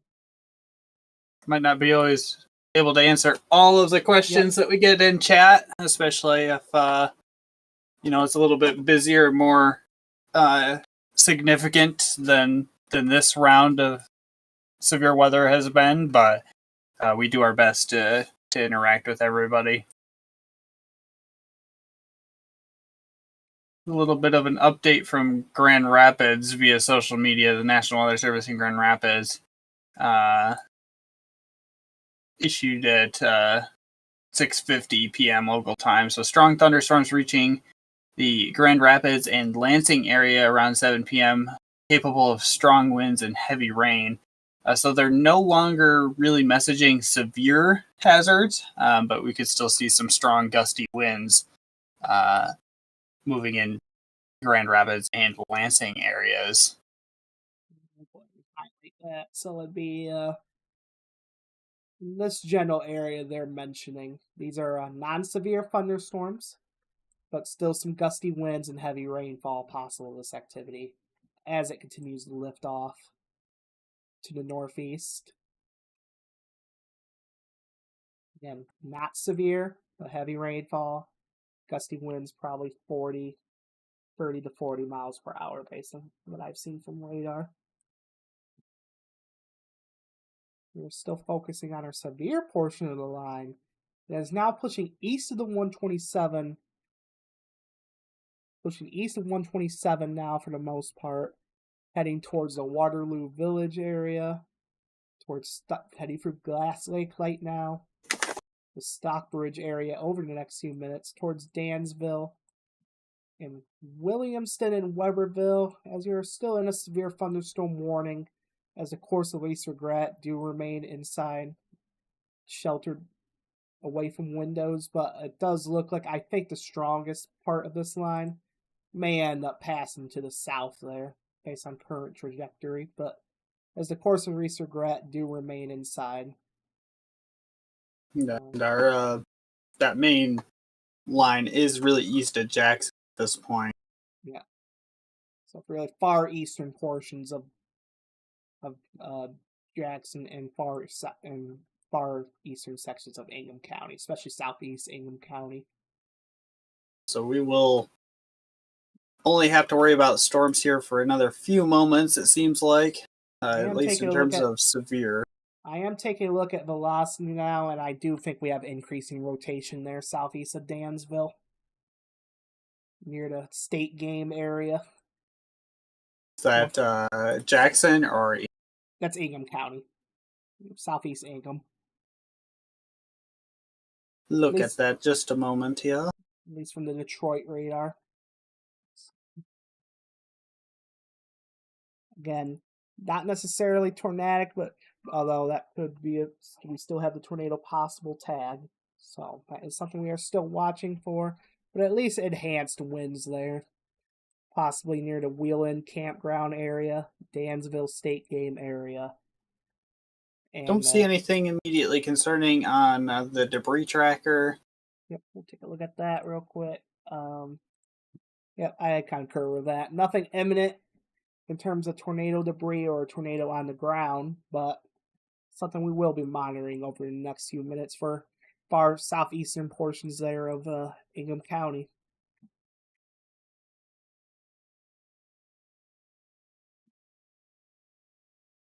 Yeah, definitely an interesting area of rotation there. Does that make sense for rotation? Would that be anticyclonic if it was there? Am I losing my mind? Well, based on reflectivity, I mean... Yeah. Don't.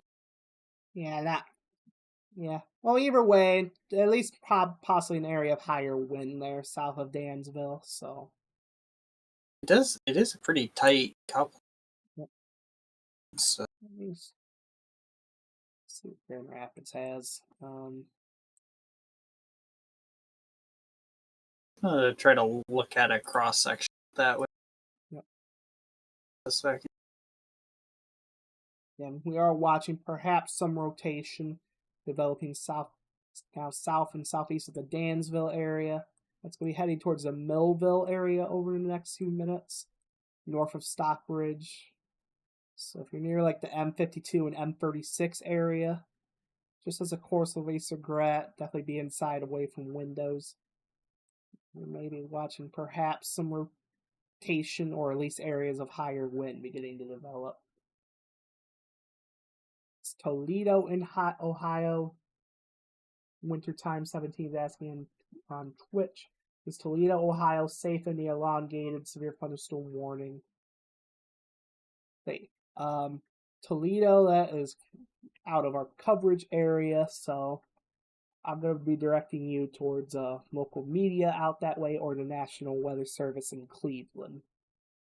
If you're under a severe thunderstorm warning, there odds are they're justified in issuing it. So yeah, but that is outside of our coverage area. So if I share my screen, does that show up on my camera feed? It does not. I would have to take that separately. Okay. If you want to take that separately for just a second, I've got a 3D cross section of that area of rotation, potential rotation. I'm gonna drag it over to my main display. So yep, you're good. That would be a good idea. Yeah, while I try and take that here, I'll switch my weather-wise display over to. Okay, there we go. Perfect. So this is looking into the storm. So I would be positioned to the southeast or to the southwest of this in this particular shot here. But the red colors are winds moving in one direction, and the grayish green colors are winds moving in the opposite direction. And then you can see the height of the storm as we go up in the atmosphere. And so this is the surface down here, 10,000 feet, 20,000, and 30,000 feet. And you can kind of see how these winds are interacting in the storm there as we kind of pan around and look at it from different angles. So there may be some rotation in there, but I'm not seeing anything that's like, wow, there's a lot of rotation in this storm. So just something we're going to continue to keep an eye on. Yeah. And that'll be on its way out of our coverage area over the next few minutes as well. So there's a new scan pretty similar. Bear with me just for a minute. I'll switch over to radar again. There we go. All right. So what we're looking at right now. Do that.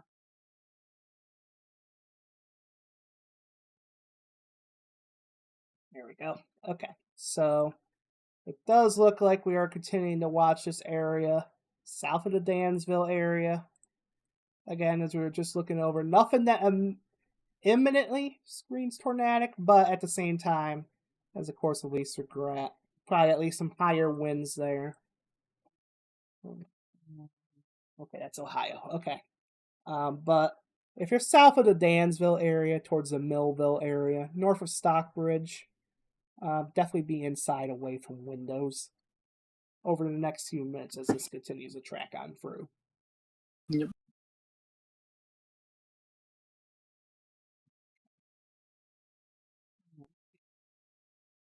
Go ahead and do a general reset really quick. So we continue with the severe thunderstorm warning for the next little while until 7:15.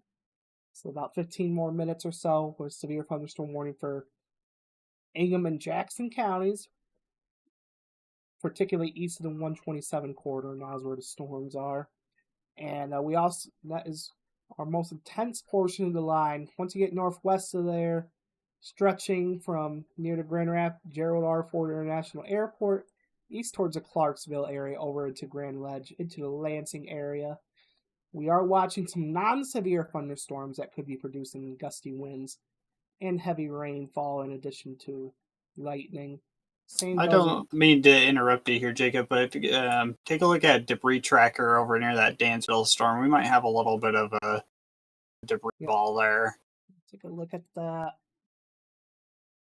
Could also be more associated with the higher reflectivity there, but that is a little bit closer to the velocity signature than I would like it to be. Yeah, a little bit behind it, but yeah. Yeah.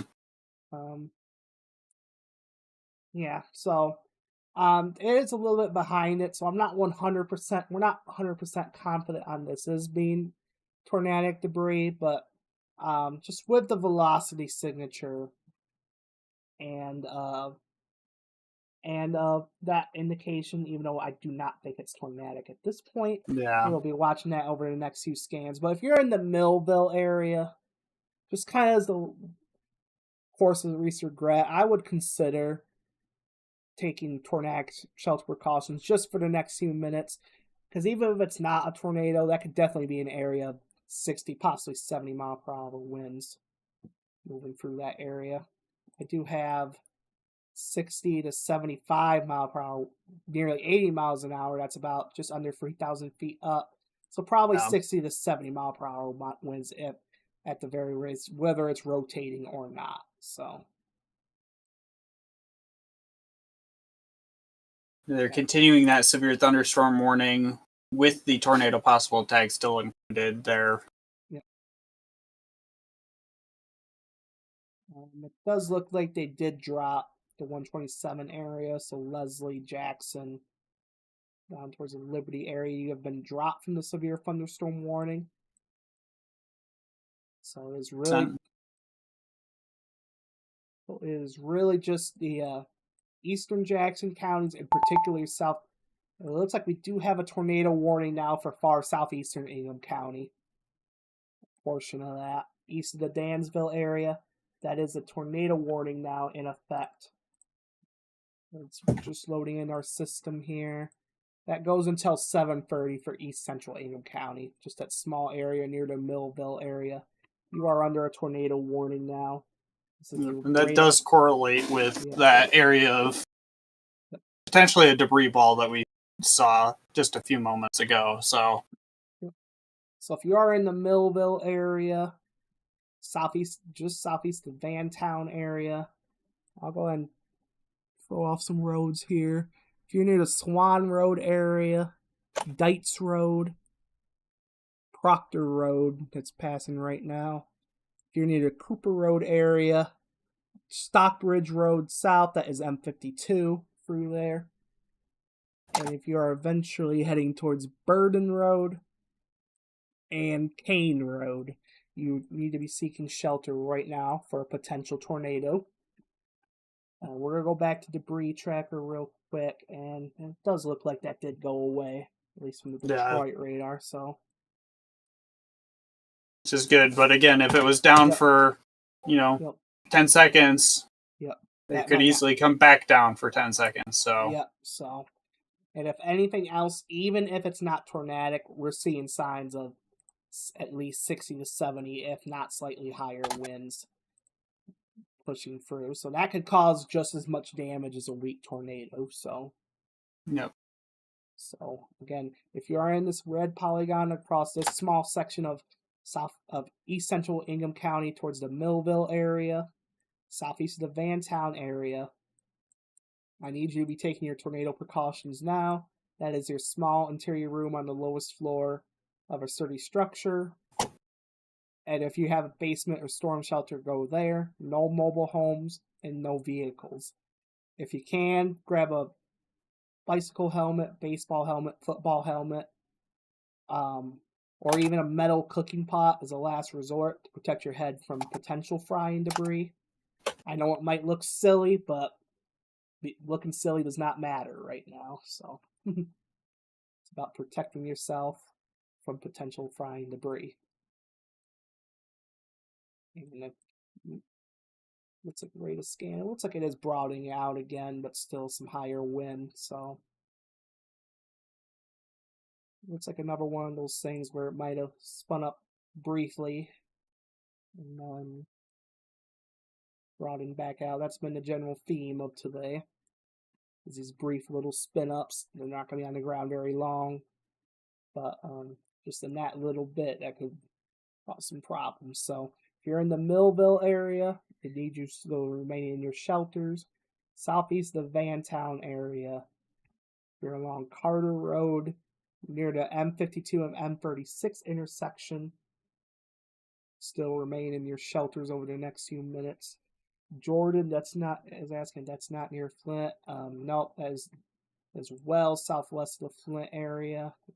This juncture, I will say that there's a severe thunderstorm warning there for Livingston County, but again, just other than the small spin up, the rest of this line, I'll be honest with you, as that is heading towards Flint.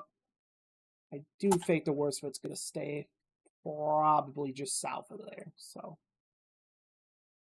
but again, we are continuing with a tornado warning there for far eastern small portion of east central Ingham County, primarily for the Millville area, where we are indicating perhaps some rotation. It is broadening out a little bit in the past couple scans, but at least some broad rotation and not tornadic, some elevated potential for damaging winds there moving through the Millville area as I speak. Take a look at reflectivity. You can kind of see it, kind of curving up right there a little bit. Again, nothing extremely tight, but again, over the last few scans of that debris tracker and velocity, I do believe that there may have been.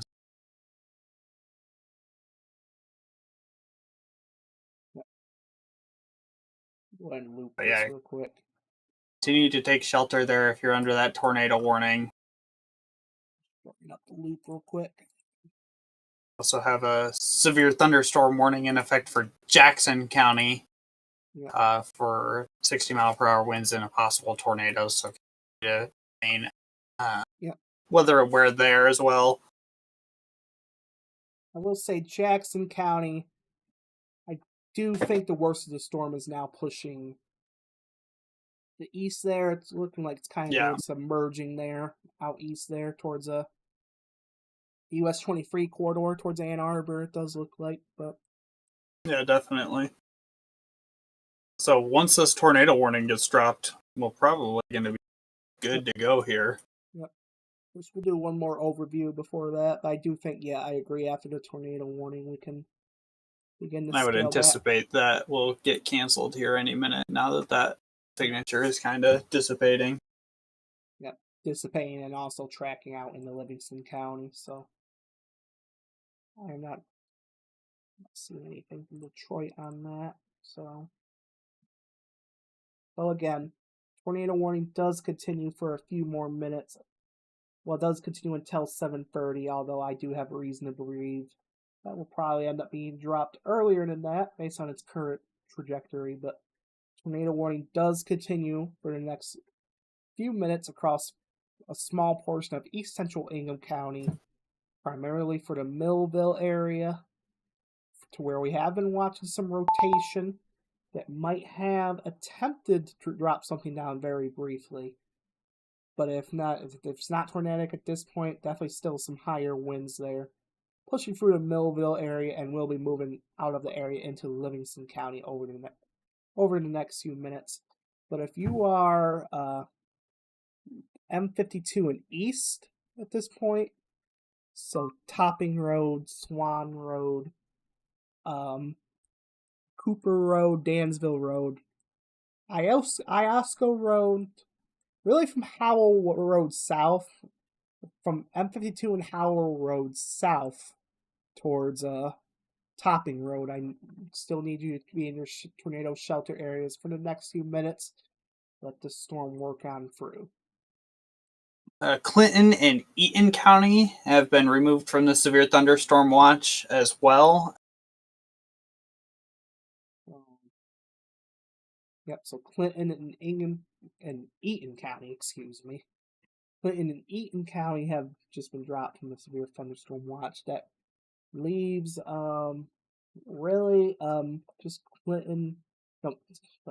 Ingam and Jackson counties. And I do believe Hillsdale County as well, although the storms have moved east of there as well. So we will probably be likely wrapping up the severe weather threat for the most part over the next 20 minutes or so. We will still be watching this storm activity further north across behind the scenes in case something does try to pull some tricks on us. But again, I do agree with the sentiment that the severe weather threat is likely starting to wind down across our area over the next hour or so. And if you were under that tornado warning, the storm that prompted that warning is just shy of being out of that warning polygon now. And if you're in Jackson County, only the far southeast part of Jackson County, southeast of Napoleon, is in some heavier bands of precipitation. So for the next few minutes, as Jonah just indicated, our area of higher wind and potential rotation is on the cusp of moving out of the Ingham County area into Livingston County, taking it out of the West Michigan weather coverage area. So if you are in the area of Parker's Corners, as just on the hair outside of our coverage area, but do be in shelter over the next few minutes. If not for tornadic activity, definitely higher winds. Moving through that section over the next few minutes, I am seeing between 70 approaching 80 mile per hour velocities in spots. About 2,000 feet up, so probably at least 60 to 70 mile per hour winds possibly. And it does look like they just dropped the tornado warning. yeah, Dropped off my screen, which makes sense as that is now moving out of the county. So yep. So if you're in the GR Millville, canceled it. Yep. Get there. Yep. So yep, I was out of the county now. Okay, so we'll go ahead and take one more general look at the area. Got 2 minutes left on that severe thunderstorm warning for Hillsdale or for Jackson County. Excuse me. Actually, they are going to go ahead and let that expire. So. Oh, yep, it just came through. There we go. Yep. So our severe weather threat, we do believe, is starting to wrap up across the area as the line of storms, the strongest portion of the line, continues to move east through the area, out of the area now into southeast lower Michigan. We are still watching some non-severe thunderstorm activity stretching along the I-96 corridors from, we'll say, like Saranac back towards the Lansing area, back towards Williamston. None of this activity is severe at this time.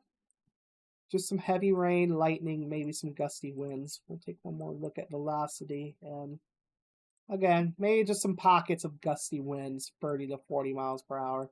But I'm not seeing anything imminently suggesting a severe threat.